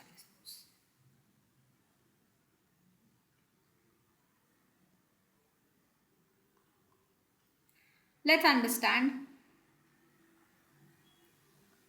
तो पहले तो आप अपने दिमाग में ये बात बताइए अच्छे से कि अगर पॉजिटिव चार्ज है तो उसे आप कैसे स्टेबलाइज करेंगे? How will you stabilize a positive charge? Electron दे के या इलेक्ट्रॉन खींच के? दे के. मतलब अगर आप +m लोगे या +I लोगे तो कार्बोकेटाइन की स्टेबिलिटी इन सॉर्ट ऑफ एक तरीके से इंक्रीज ही करेगी. बट अगर आप -m या -I लेगो तो स्टेबिलिटी कम होगी. तो स्टेबिलिटी डायरेक्टली प्रोपोर्शन. हाँ जी, अच्छा ये यहाँ लगा. Stability directly proportional to plus M plus I and inversely proportional to minus M minus I. ये बात तो सब समझ रहे हैं कार्बोकैटायन की, है ना। तो अब हम लोग सबसे पहले नेचर को स्टडी करते हैं। अब NO2 का नेचर बताइए। NO2 पहले मीजोमेरिक नेचर बताइए। की atom attach to another atom with a double bond, तो माइनस एम देगा। और माइनस इसको याद करो माइनस आई के ऑर्डर में भी लिखा था, तो ये माइनस आई देगा। तो माइनस एम माइनस आई का ग्रुप है। माइनस आई। और OH की अगर हम बात करें तो की एटम पे क्या है, लोन पेयर, मतलब प्लस एम देगा। पर इंडक्टिव में OH मैंने किस में लिखा था, माइनस आई में या प्लस आई में? माइनस आई। माइनस आई, तो प्लस एम माइनस आई। ठीक है देवांश, पक्का श्योर? ऑलराइट। अब ऑर्थो और पैरा पे रेजोनेंस इफेक्टिवली वर्क करेगा, मेटा पे रेजोनेंस वर्क नहीं करेगा। तो ये है ऑर्थो पे तो रेजोनेंस वर्क करेगा, मतलब minus M will be operative. ये है मेटा पे रेजोनेंस वर्क नहीं करेगा तो minus I will be operative, correct. This is meta पे minus I will be operative, this is para पे रेजोनेंस विल बी ऑपरेटिव। कितने बच्चे मेरी बात समझ गए? Yes ma'am. सान्या, ठीक है। अब कार्बोकैटायन की स्टेबिलिटी प्लस एम के ऊपर सबसे ज्यादा डिपेंडेंट है, तो प्लस एम यहाँ पे किसका शो हो रहा है, लास्ट वाले का। ABCD अगर हम कर दे तो स्टेबिलिटी का ऑर्डर क्या आएगा बच्चे? अरे D being the highest, correct? आया ना? And A will be the least. अब इन दोनों में माइनस आई का ऑर्डर चेक करते हैं। माइनस आई ज्यादा किसका होता है, NO2 का होता है, मतलब C बेटर होगा B से। क्लियर हुई बात सबको, हाँ या ना? Yes ma'am. हर्ष, गौरव,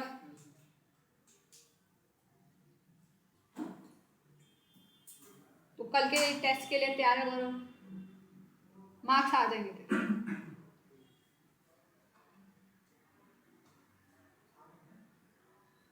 बहुत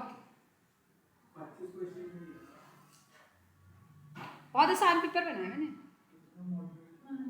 बहुत बहुत बहुत मुश्किल नहीं, बहुत इजी, बहुत इजी।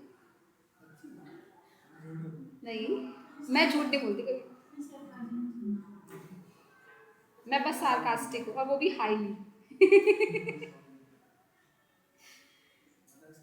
अरे इसको बोलते हैं साइकोलॉजी। मैंने बोला आसान है, फिर तुम सोचोगे अरे कल तो मार्क्स आ जाएंगे, फिर तुम हैप्पी हैप्पी आओगे और फिर तुम्हारे मार्क्स आ जाएंगे, है ना।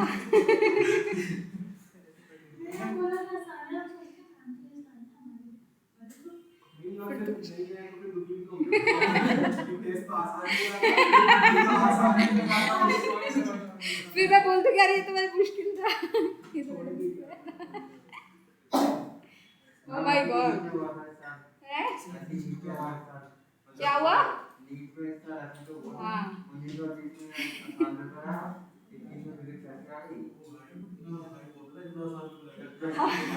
देखो बच्चे बता रहे मैम हमने तो बायो शुरू करी, हमें लगा अरे ये तो बड़ा आसान पेपर है, हमारे 680 मार्क्स तो कहीं नहीं गए, फिर वो धीरे धीरे कम हुआ, जैसे केमिस्ट्री पर फिजिक्स में आने वो भी खोल के अपने जैसे नहीं आने वाले भाई, जैसे नहीं आएंगे।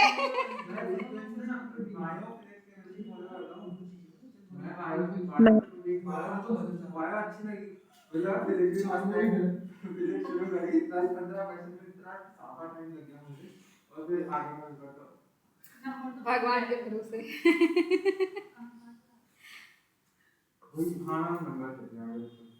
नंबर दे दिए? हाँ नंबर बच्चों के तो आते हैं, बच्चे तुम्हारे जैसे थोड़ी होते हैं कि जो इतने खुश हो जाए। वो अपने इमोशंस पे कंट्रोल रखना होता है भैया, ऐसा खुश और ऐसे डिप्रेस नहीं होते हैं, कंट्रोल रखता है अपने इमोशंस पे। थोड़ा सा आसान पेपर आ जाए या ओवर हैप्पीनेस हो जाती है। हाँ बेटा बोलो। मैम जी पहले आपने क्वेश्चन कराया, इसमें बी की स्टेबिलिटी ज्यादा नहीं होनी चाहिए सी से?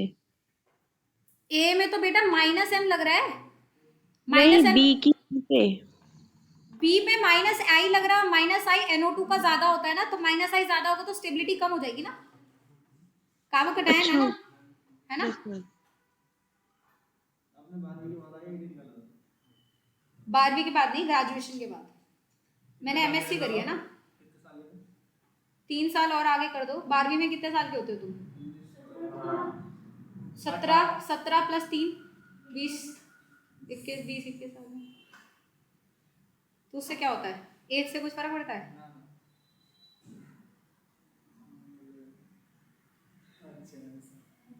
21 के तुम हो गए?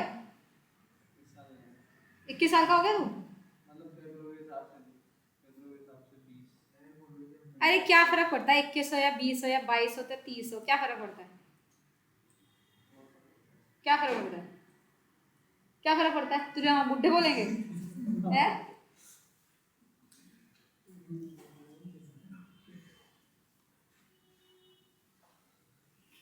क्या लिख रही थी? मेरे को बुलवा दिया ग्रुप। चलो NH2 डाल देते हैं।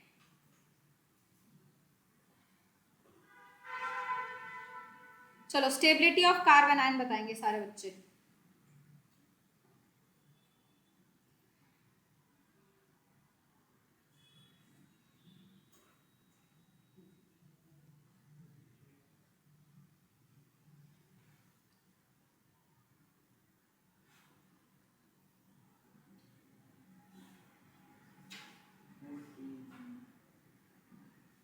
सबसे पहले all the groups are attached to the para, so I have to look only for the mesomeric. तो NH2 वाले ग्रुप का क्या मेसोमेरिक है? Plus m, plus M. इसका भी प्लस m, इसका माइनस m Minus और M. इसका कोई Minus ग्रुप नहीं है। और माइनस नेगेटिव चार्ज को स्टेबलाइज किया जाएगा इलेक्ट्रॉन खींच के, तो most stable would be the minus m वाला, मतलब Yes. A देन D जिसमें कोई ग्रुप नहीं है, then B would be better than C क्योंकि C का प्लस m ज्यादा होगा बिकॉज ऑफ लेस इलेक्ट्रोनेगेटिविटी। समझ गए सारे बच्चे बात? हाँ है ना? माइनस आई तो हमें देखना ही नहीं है ना पैरा पे, क्योंकि जब मीजोमेरिक और इंडक्टिव साथ में आ जाएंगे तो मीजोमेरिक विल डोमिनेट, है ना?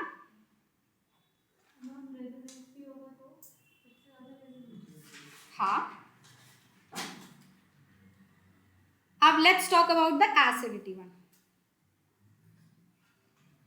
अच्छा चलो बेसिसिटी, पहले एसिडिटी करते हैं फिर बेसिसिटी पे। यहाँ तक क्लियर हुआ सबको? हाँ है ना? कोई दिक्कत? माइनस आई के directly proportional, plus m plus I के इनवर्सली प्रोपोर्शनल।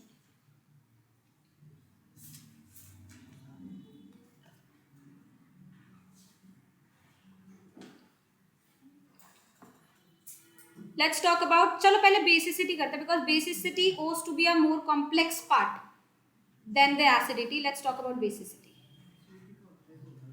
हाँ कितना आसान बोला यार तूने, शिट। होता है लेकिन वो तब ना जब ब्रॉन्स्टेड बेस हो, लुईस बेस हो तो फिर। चलिए बेसिसिटी में यहाँ पे जब भी, जैसे मैंने आपको उस दिन भी बोला था, मेजर केसेस आपके किसके आएंगे बच्चे? लुईस बेस के। तो आपको ये समझना है जितना ज्यादा लोन पेयर अवेलेबल रहेगा उतना ज्यादा वो बेसिक रहेगा। More availability of lone pair more is the basicity.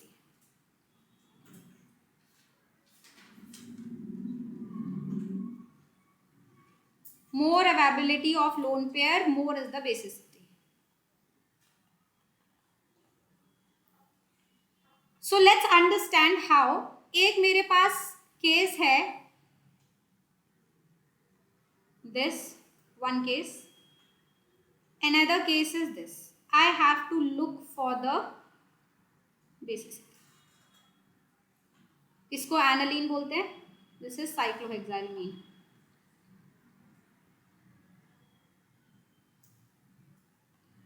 तो हमने आपको क्या बोला कि जितना ज्यादा लोन पेयर अवेलेबल रहेगा उतनी ज्यादा बेसिसिटी होगी। अब आप ये बताइए क्या इसका लोन पेयर कहीं भी रेजोनेंस में है? नहीं। बट क्या इसका लोन पेयर रेजोनेंस में है? रेजोनेंस में होगा तो क्या होगा? रेजोनेंस में होगा तो वो घूम जाएगा, और जब डोनेट करना होगा तो पता ही नहीं चलेगा लोन पेयर कहां पर है, क्योंकि लोन पेयर अपनी जगह पे प्रेजेंट नहीं है। तो बेसिसिटी किसकी ज्यादा हो जाएगी? Cyclohexylamine will be more basic than aniline. कितने बच्चे मेरी बात समझे? भैया मेरे पास वही वाला जो मैंने एग्जांपल पहले दिया था आपको कि अगर हमें किसी को देने हैं पैसे और हमें पता ही नहीं हमने पैसे कहाँ रखे, हम आधे घंटे से ढूंढ रहे हैं, तो ऐसा लगेगा कि नाटक करे पैसे नहीं देना चाह रहे। तो बस वही कहानी है भाई। वहां साइक्लोहेक्साइलामीन पे लोन पेयर अपनी जगह पे प्रेजेंट है, जब डोनेट करना होगा डोनेट कर देगा क्योंकि वो वहीं पर है। लेकिन वहां पे घूम गया तो कभी कार्बन पे, कभी ऑर्थो पे, कभी पैरा पे, कभी नाइट्रोजन पे, पता ही नहीं लोन पेयर कहाँ पर है ना। तो डोनेशन की टेंडेंसी क्या हो जाएगी, कम हो गई। तो more is the resonance, lesser is the basis, right. अब यहाँ पे एक चीज सोचो, अगर ये कहानी समझ आई है तो ये भी समझ आएगा कि अगर मैंने एक बेंजीन लिया, मतलब एक एनालीन लिया, और एक मैंने ऐसे लिया,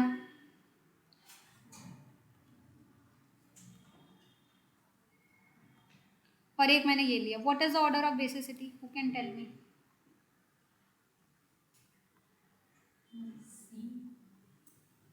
ए B C, order of basicity highest कौन सा होगा? ए ए हाईएस्ट सी।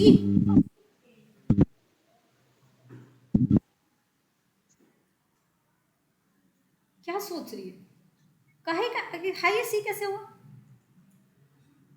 3 जगह अगर लोन पेयर रेजोनेट करेगा तो कहां से अवेलेबल रहेगा लोन पेयर? ए होगा, ए।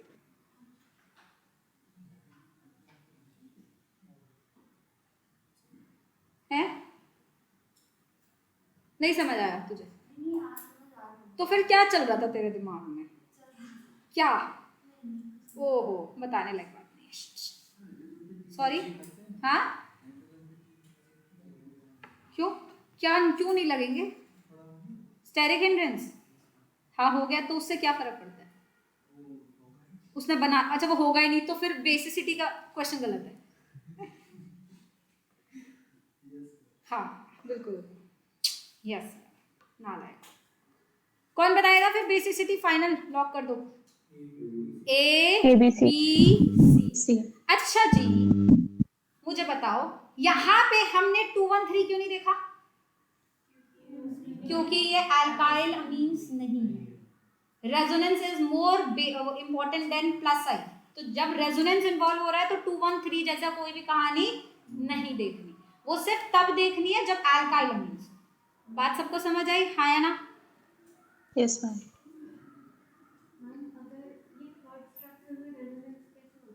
क्यों बेटा? यहाँ बेंजीन है, बेंजीन में जैसे रेजोनेंस होता है वैसे ही होगा। अरे एक एक करके पहले इधर जाएगा, फिर इधर जाएगा, फिर इधर जाएगा, एक साथ सब में थोड़ी चांसेस बढ़ गए। अब सपोज तेरे पास 3 मेडिकल कॉलेज है तेरे चॉइस के, और तुझे जाना है, तो जाएगी तो तू किसी एक में ना, पर ज्यादा ऐसे फील नहीं करेगी अरे आई एम तो बहुत इंटेलिजेंट, मेरे पास तो 3 मेडिकल कॉलेज है ऑप्शन में, तो फिर है ना। अब सपोज हर्ष के पास 3 जेई के कॉलेज होते हैं, एक ग्राफिकेरा एक डीआईटी और एक यूपीएस, तो हर्ष को बड़ा कॉलर अप करने का मन करेगा, है ये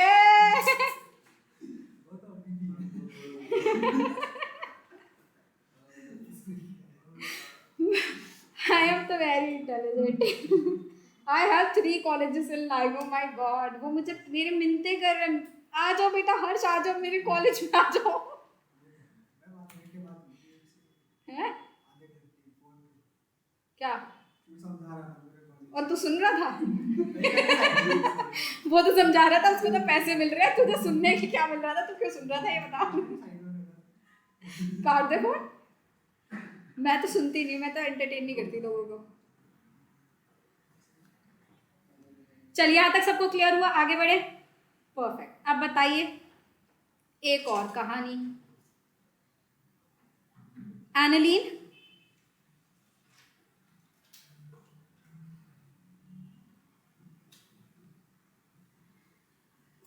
basicity order.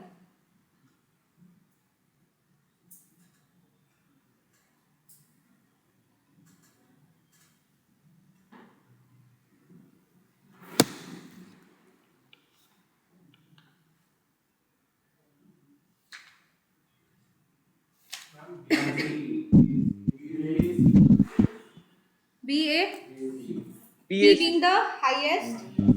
How many agree with B being the highest? Yes. Lone pair is not in resonance. Then A एक resonance है, B में 2 resonance हो जाएंगे। समझ आई बात सबको, हाँ या ना? Yes ma'am. Yes, Now ma'am. question number 35 of this. और भी बहुत अच्छी क्वेश्चन है, ये सब मैं ये सी में करा देती हूँ तुम लोगों को, since we have started with the basis. किसको? इसको? हाँ कर सकते हैं, हाँ हाँ ओ आज के बाद तो तुम कर लोगे। पहला करो ना, 49 क्वेश्चन लेवल 1 पूरे हो जाएंगे, लेवल 2 के भी काफी क्वेश्चन बन जाएंगे। हाँ जी हिमांशु पांडे के ना। हाँ जी। अच्छा जी, ये वाला क्वेश्चन लिख लेते हैं, एक और काफी अच्छा सा बेहतरीन सा सवाल दिख रहा है, एनालीन, ये हिमांशु पांडे का ही है फर्स्ट, और ये जिसकी भी बुक है उसने सर्कल लगा रखा है, तो ये किसकी बुक है? तू ही आंसर देगा।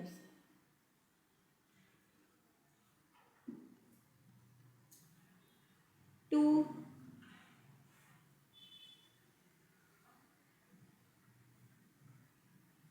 प्रियांशी वो आकृति ऑनलाइन वाले बच्चे सबको समझ आया है? कोई डाउट तो नहीं है किसी को? Tanya, Taswi, yes ma'am. Basicity.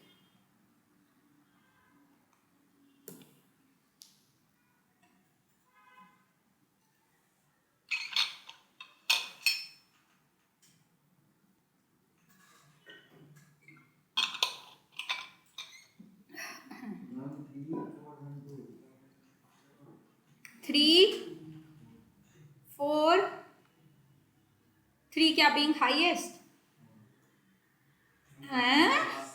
क्या? हम 143 सारे सक्षम है ये? 1 होगा था। 1। सक्षम तू फाइनल आंसर दे, देख तेरी किताब है, तुझे आंसर देना पड़ेगा। 2 then 4।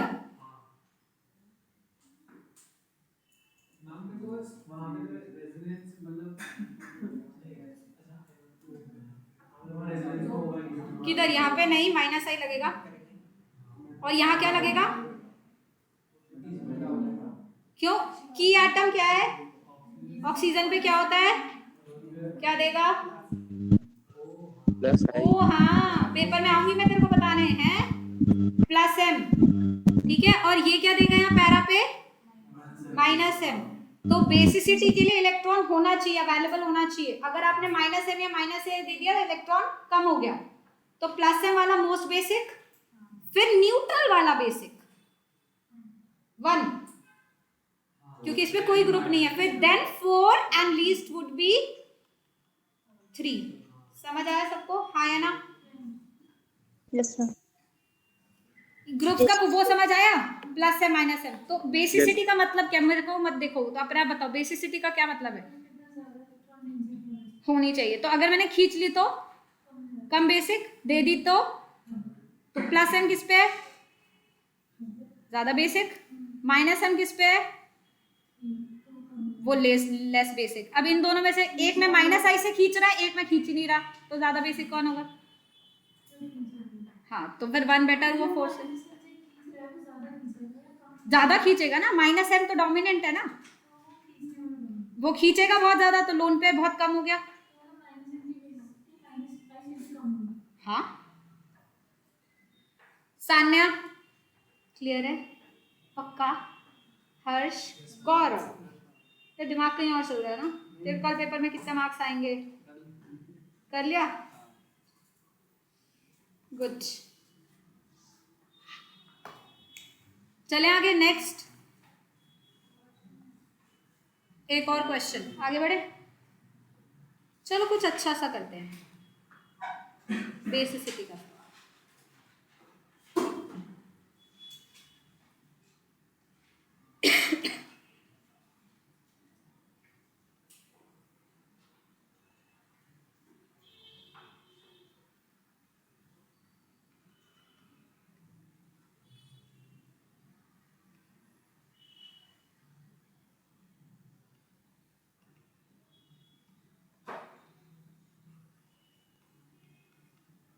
This is pyro.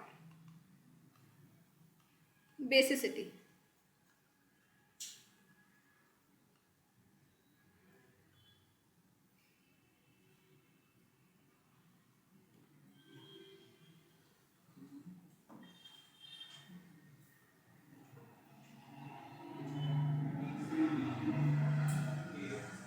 B C D A,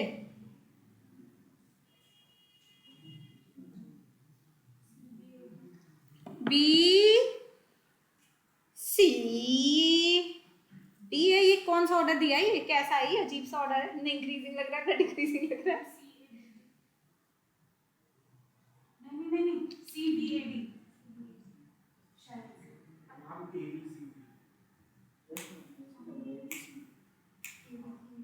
Yes, it's ABCD. How? Of course, I am there to help you out. भाई इसके अंदर रेजोनेंस है क्या लोन पेयर की? इसमें है, इसमें है, इसमें है, तो लीस्ट कौन सा हुआ? ये तो फिक्स हो गया। अब इन तीनों में से पॉइंट ऑफ डिफरेंस क्या है? ऑक्सीजन। ठीक है, ऑक्सीजन क्या कर रहा है? रेजोनेंस तो कर नहीं रहा, तो माइनस आ देगा। हाँ या ना? है ना? तो माइनस आई किस में नहीं है? बिल्कुल भी ए में। ए में कोई माइनस आई नहीं, मतलब बेसिसिटी हाईएस्ट। बी में भी माइनस आई है और सी में भी माइनस आई है, but minus I decreases with distance. तो यहाँ पे माइनस आई कम है, यहाँ माइनस आई ज्यादा है, और ज्यादा माइनस आई मतलब कम बेसिसिटी, तो सी कम हुआ, बी ज्यादा। हम लोन पेयर भी तो देख सकते थे ना, उसमें 2 है, उसमें है ही नहीं ऑक्सीजन पे। एक मिनट। ऑक्सीजन के नंबर ऑफ लोन पेयर से क्या मतलब है बेटा? लोन पेयर चाहे 2 हो चाहे 1 हो, डोनेट तो एक ही होता है ना। तो नाइट्रोजन पहले लोन पेयर डोनेट करेगा या ऑक्सीजन पहले देगा? नाइट्रोजन पहले देगा क्योंकि कम इलेक्ट्रोनेगेटिव है। तो मुझे तो सिर्फ इसी की बेसिसिटी देखनी है, नाइट्रोजन की, फिर इसका इंडक्टिव देखना पड़ेगा, है ना? बात समझ आई नहीं आई? हाँ, बाकी सबको क्लियर हुआ? हाँ या ना? ईशान, शाहीन, क्या देख रही थी शाहीन? पता नहीं, बस ऐसे A B C D T C B D D D D D D D D,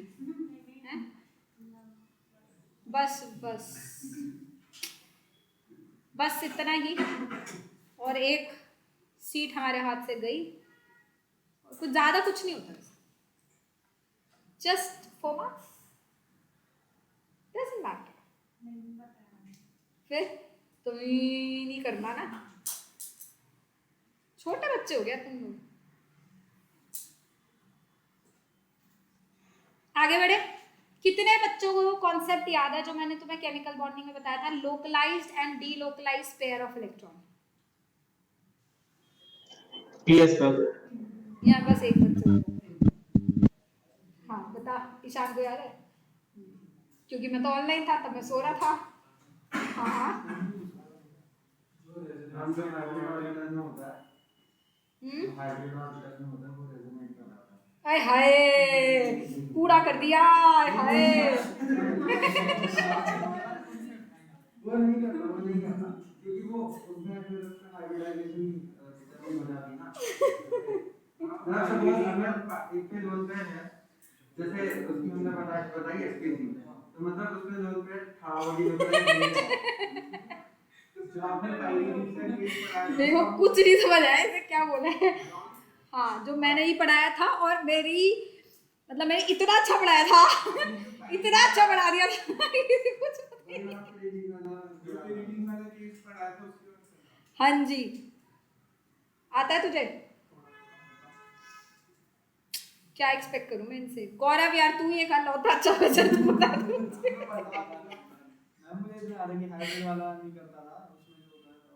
क्या नहीं करता? सबको वापस से बताना पड़ेगा, मेहनत दोबारा होगी, कोई बात नहीं, इट्स ओके। एक ना एक दिन ये बच्चे मेरा नाम रोशन जरूर करेंगे, उम्मीद लगाती हूँ।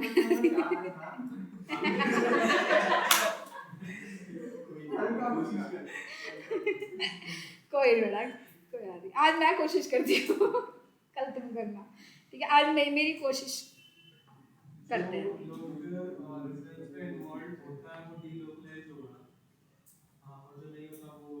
हाँ, तो अब ये लड़का हमें समझ, सारे शांति, ठीक है? बिल्कुल सही बोला इसने। जो लोन पेयर रेजोनेंस में इन्वॉल्व होता है उसे डीलोकलाइज बोलते हैं, जो रेजोनेंस में इन्वॉल्व नहीं होता उसे लोकलाइज बोलते हैं। तो अब हमें सक्षम ये हमें बताएगा कि पेरिडीन का लोन पेयर रेजोनेंस में होगा या नहीं होगा, और होगा तो क्यों होगा, नहीं होगा तो भी क्यों होगा, और कोई नहीं बताएगा क्योंकि और कोई सक्षम नहीं है इस क्लास में। सब अपने मन में समझा लो अपने आप को, फिर मुझे समझाना, ठीक है। हम क्या क्वेश्चन था कि पीरियडीन, क्वेश्चन ये है कि लोन पेयर जो पीरिडीन का है वो रेजोनेंस में होगा या नहीं होगा और क्यों। ठीक है, नहीं होगा, लॉक कर दे। क्यों? तो 4 तो बना सकता है यार, NH3 NH4 प्लस तो बनता ही है, 5 नहीं बना सकता ना भाई, 4 तो बना ही सकता है। क्यों यार, इसमें क्या दिक्कत लगती है? मुझे तो कोई दिक्कत नहीं लगती, पता नहीं क्यों ऐसे बोलते हैं सारे। देखो ये कितना बेहतरीन रेजोनेंस बना है।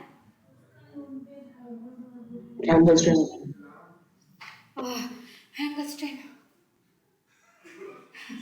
जा किसी को पूरा समझ आएगा, इसमें डाल दो।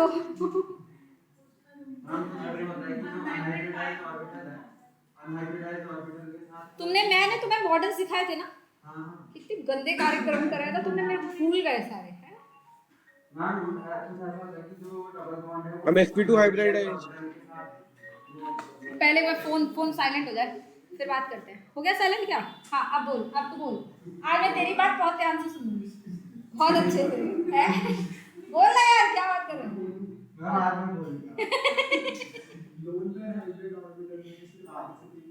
क्यों, हमें कैसे पता चला हाइब्रिड में? किसकी? नाइट्रोजन की? हाँ शाबाश, वेरी गुड।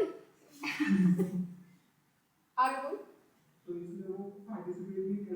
मतलब ये क्या मतलब? ऐसे मैं तुम्हें पढ़ाने लग गई तो हो गया कार्यक्रम है?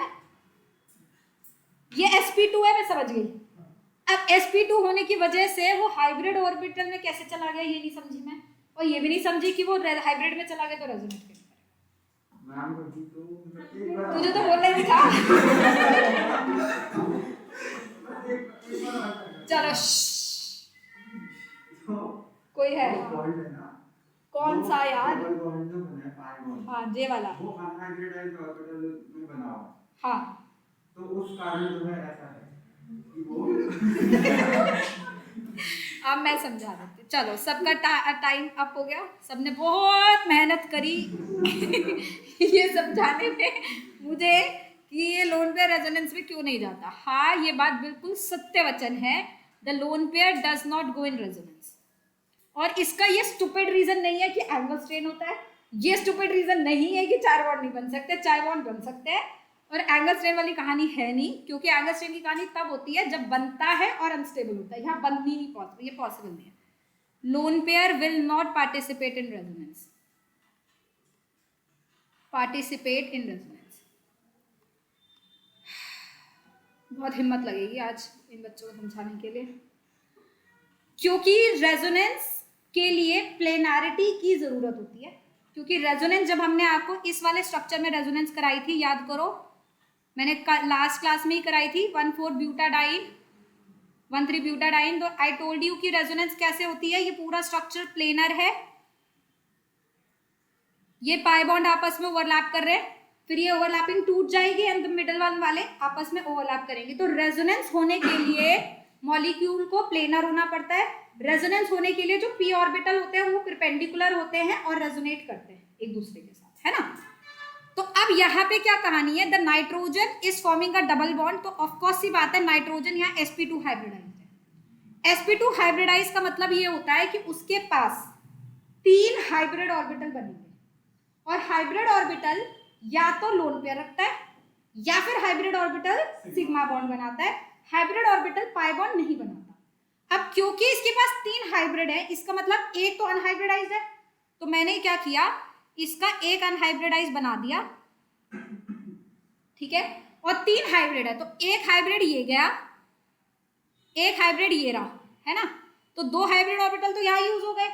अब ये जो p ऑर्बिटल है भाई, इसको तो बनाना पड़ेगा पाई बॉन्ड, क्योंकि मैंने आपको बताया यहाँ पाई एग्जिस्ट करता है। तो अल्टीमेटली तीसरा हाइब्रिड ऑर्बिटल कहाँ चला गया, तीसरा हाइब्रिड ऑर्बिटल लोन पेयर रख रहा है। तो जो रेजोनेंस होगी वो इस पाई बॉन्ड्स के बीच में होगी, जो आपस में एक दूसरे के साथ कहाँ है, सेम सेम प्लेन में है यहाँ पे, तो रेजोनेंस अगर होगी तो यहाँ होगी, यहाँ पे आप देख रहे हैं ये, दिस इज द रेजोनेंस। और ये जो रेजोनेटिंग क्लाउड है उसके परपेंडिकुलर प्लेन में मेरा लोन पेयर आ गया। Loan pair is not planar with the pi system, hence this lone pair can not participate in resonance. सिर्फ वही लोन पेयर रेजोनेंस में पार्टिसिपेट करता है जो पी ऑर्बिटल में होता है, ताकि वो इस तरीके से पाई क्लाउड का में पार्टिसिपेट कर सके। और इसके लिए मैंने तुम्हें स्ट्रक्चर भी बना के दिखाया था मॉडल के थ्रू, जिसकी समझ मुझे आ गई कि तुम्हें कुछ समझ नहीं आता, बट फिर भी हमने मेहनत की। अब कितनों को समझ आया है? आयुषी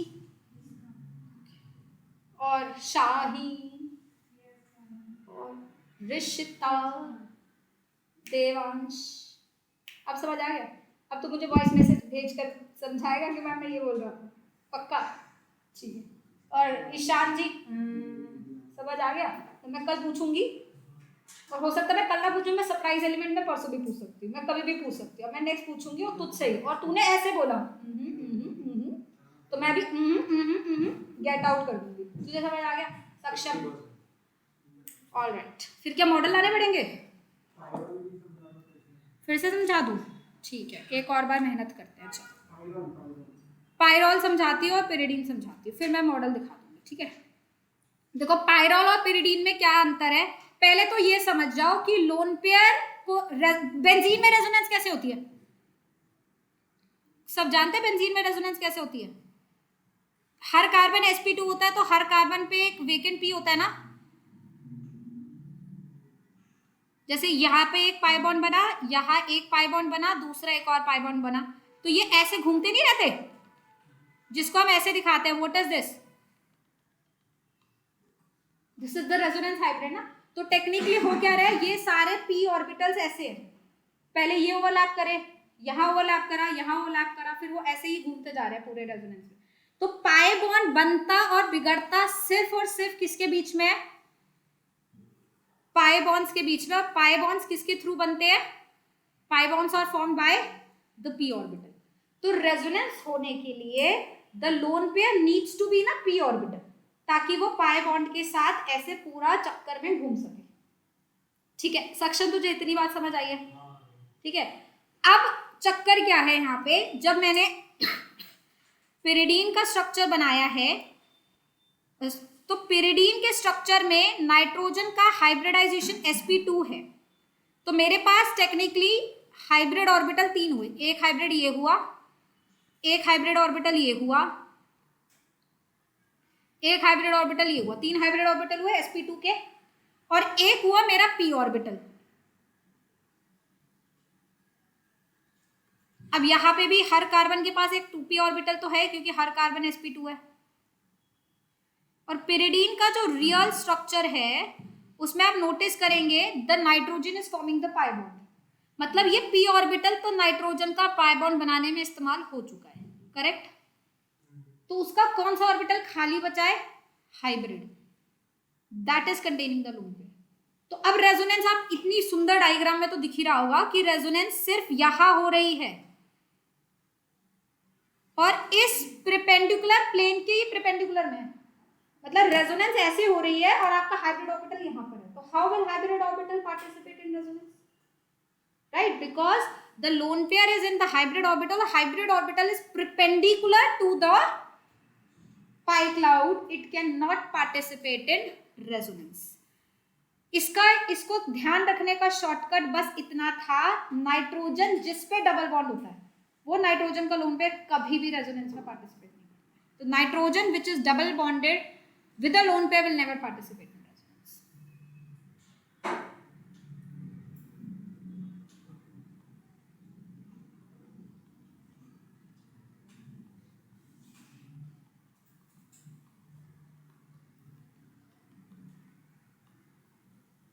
ये बात सबको समझ आई है, हाँ या ना?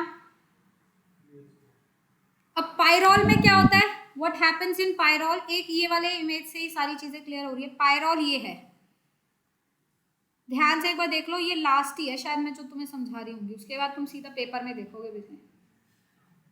ठीक है, ये पायरॉल है। ठीक है, पायरॉल में आप देख रहे हैं 3 सिग्मा बने हैं। अबे 3 सिग्मा मतलब 3 हाइब्रिड यूज हो गए, हाइब्रिड तो यूज हो गए ना, तो लोन पेयर ऑटोमेटिकली किस में जाएगा, पी में जाएगा, Unhybridized। पी में जाएगा तो रेजोनेट करेगा। बिल्कुल सही। तो ये 3 इसके यूज हो गए, इसका लोन पेयर अब पी में है, और पी में अगर लोन पेयर है तो it will resonate.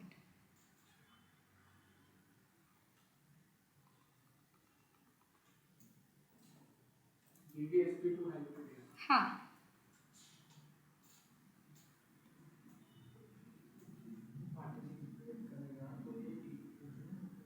Delocalise English नहीं आती क्या? डीलोकलाइज मतलब घूमना, लोकलाइज मतलब अपनी जगह रहना, तो जो घूमेगा तो डीलोकलाइज हो गया ना। अंग्रेजी भी पढ़ाया तुम्हें हम।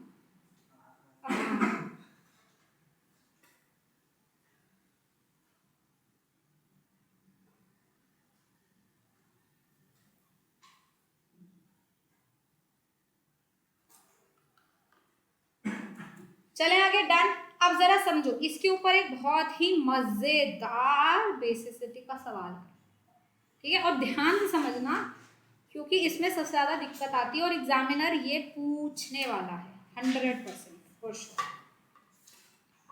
यहाँ तक सबकी नोटेड है सारी कहानी, एकदम ठीक है? सान्या जी सब बढ़िया, हालचाल बढ़िया? Okay, Devansh, Shaheen, I am not ignoring you, Ayushi, Tanya, Asmi, Stuti. Okay, अब समझते हैं। अब मैंने आपको दिया बेसिसिटी का सवाल। अच्छा, आप सारे बच्चे मुझे बताओ ज्यादा बेसिक कौन होगा, जिसका लोन पे रेजोनेंस में जा रहा है या जिसका लोन पे रेजोनेंस में नहीं जा रहा? नहीं जा रहा। तो ये बात बोलने में किसी को कोई एतराज तो नहीं है, pyridine is more basic than pyrrole? ये तो समझ गए? Yes ma'am.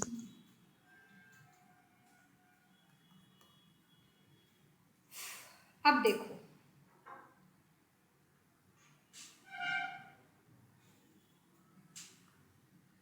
मैं तुम्हें एक बहुत अच्छी बात समझाती हूँ, इसलिए मेरी बातों को ध्यान से समझा करो, ठीक है? ये तो हो जाएगी बहुत।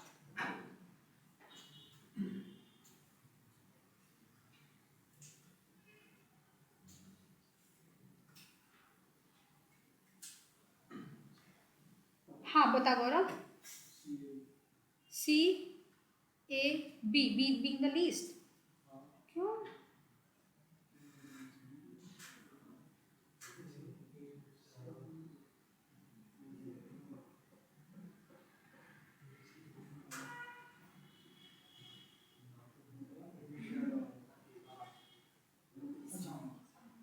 अच्छा हाँ क्या? अच्छा हाँ, ओ ए सबसे ज्यादा या कम? ए, सी बी, पीबी। बड़ा अच्छा हाँ था, निकल के तुम सारे। सी ए बी, एक मिनट, एक मिनट, सी बे क्या? ए हाईएस्ट, फिर बी, फिर सी। कितने बच्चे कह रहे? क्यों? हैं? क्योंकि ये समझ आ गया सी लीस्ट है, क्योंकि लोन पे रेजोनेंस में जा रहा है, करेक्ट? ये बात समझ आ गई। ए और बी में कंफ्यूजन है। क्या करेंगे, यही तो बात है। एक SP2 है। यस, अब इन दोनों में जो पॉइंट ऑफ डिफरेंस है उसे पकड़े। ये तो समझ आ गया कि दोनों में रेजोनेंस नहीं होनी, ना यहाँ ना यहाँ। अब डिफरेंस कहाँ है? डिफरेंस है कि एक नाइट्रोजन डबल बॉन्डेड है, दूसरा नाइट्रोजन सिंगल बॉन्डेड है। जो नाइट्रोजन डबल बॉन्डेड है वो sp2 होगा, जो नाइट्रोजन सिंगल बॉन्डेड है वो sp3 होगा। और sp2 ज्यादा इलेक्ट्रोनेगेटिव है, इलेक्ट्रोनेगेटिव है, इस वजह से बेसिसिटी कम हो जाएगी, लोन पे डिनोट करना नहीं चाहेगा, इसलिए ए ज्यादा बड़ा बेसिस। समझ आई बात? ए और बी के बीच का comparison is on the basis of electronegativity of nitrogen. Clear हुई बात सबको, हाँ या ना? अब एक और डालेंगे इसमें, फिर मजा आएगा। हाँ हाँ हाँ हाँ, 1 मिनट रुक जाते हैं और 3 बजा देते हैं। हाँ, अरे इंग्लिश लिख ले, Nitrogen is sp2, nitrogen is sp3, sp2 is more electronegative and basicity decreases. S character ज्यादा है.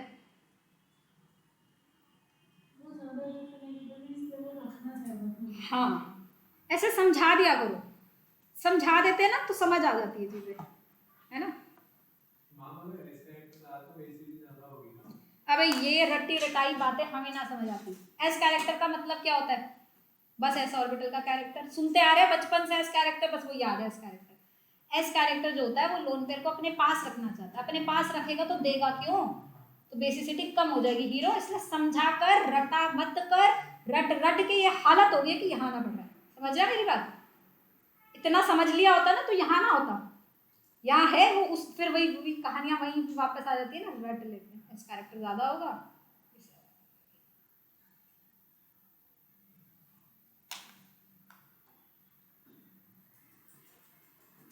समझ गए सारे बच्चे? जनता जनार्दन ओके. अब एक क्वेश्चन और question of the day and class 4. ठीक है. अब सारे बहुत ही होनहार छात्र छात्राएं क्वेश्चन को बहुत अच्छे से देखेंगी.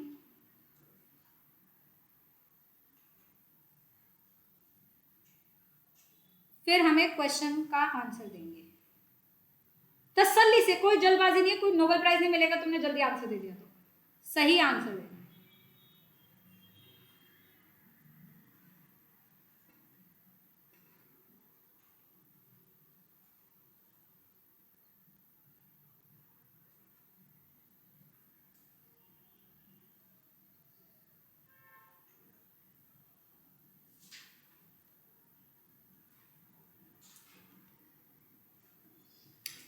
बेसिसिटी.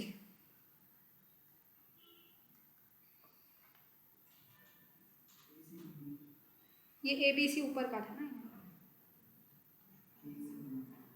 मैंने क्या बोला? नोबेल प्राइज नहीं मिल रहा ना. चुप रह ले. अब क्या बोला था वैसे? DCA.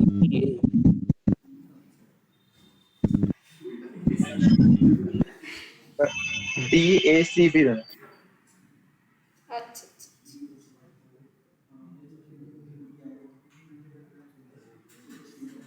सबने अपने अपने मन में ख्याल पका लिए. मन में ख्याल पक गए.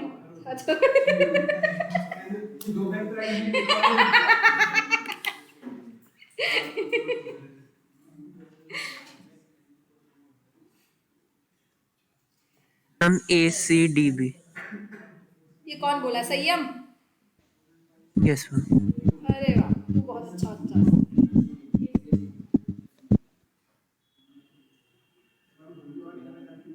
Ma'am ACBD. सब ACBCD का वो भारी हो रहा है अब.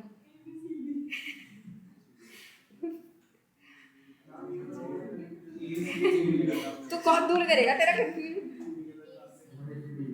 अरे यार तुम्हें क्या समझाया पहले मैंने? लोन पेयर होना चाहिए अवेलेबल. वो ज्यादा बेसिक होगा. फिर अगर है तो फिर इलेक्ट्रोनेगेटिविटी वाला के बाकी जो झमेले देखने हैं देखेंगे, है ना. सबसे पहले रेजोनेंस किस किस में, किन में रेजोनेंस में जा रहा है लोन पेयर? डी में जा रहा है और डी में और बी में जा रहा है. तो ये दोनों तो बेकार हो गए. और ज्यादा रेजोनेंस किस में हो गई है? डी में. तो लीस्ट हो गया डी और बी हो गया थोड़ा ज्यादा. ठीक है.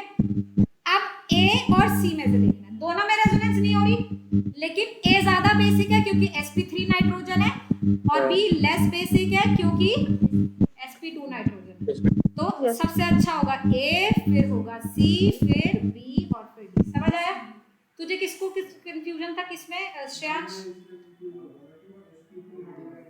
तो रेजोनेंस तो है ना. sp3 तो एनालिन भी है और वो भी. तो रेजोनेंस में जा रहा है उसको पहले अलग कर दो. जो नहीं जा रहा उनमें इलेक्ट्रोनेगेटिविटी या माइनस आई या जो अदर फैक्टर्स लेस डोमिनेंट देखने हैं वो देखें. समझ आ गया सबको अच्छे से? काफी अच्छा. और भी बहुत सारे केसेस हमें करने हैं. Different guanidine, substituted guanidine and acidity. But अभी जितना पढ़ाया है उसके बेसिस पे Himanshu Pandey level 1 to be done. और तू रीडू करेगा जो तेरे सवाल नहीं बने. You will be able to do it. ठीक है. मॉड्यूल के क्वेश्चन नंबर, अब मैंने क्लास कैंसिल नहीं करी है तो मैं पहले बता देती हूँ, है ना. मॉड्यूल लेवल 1 ये इसका लेवल 1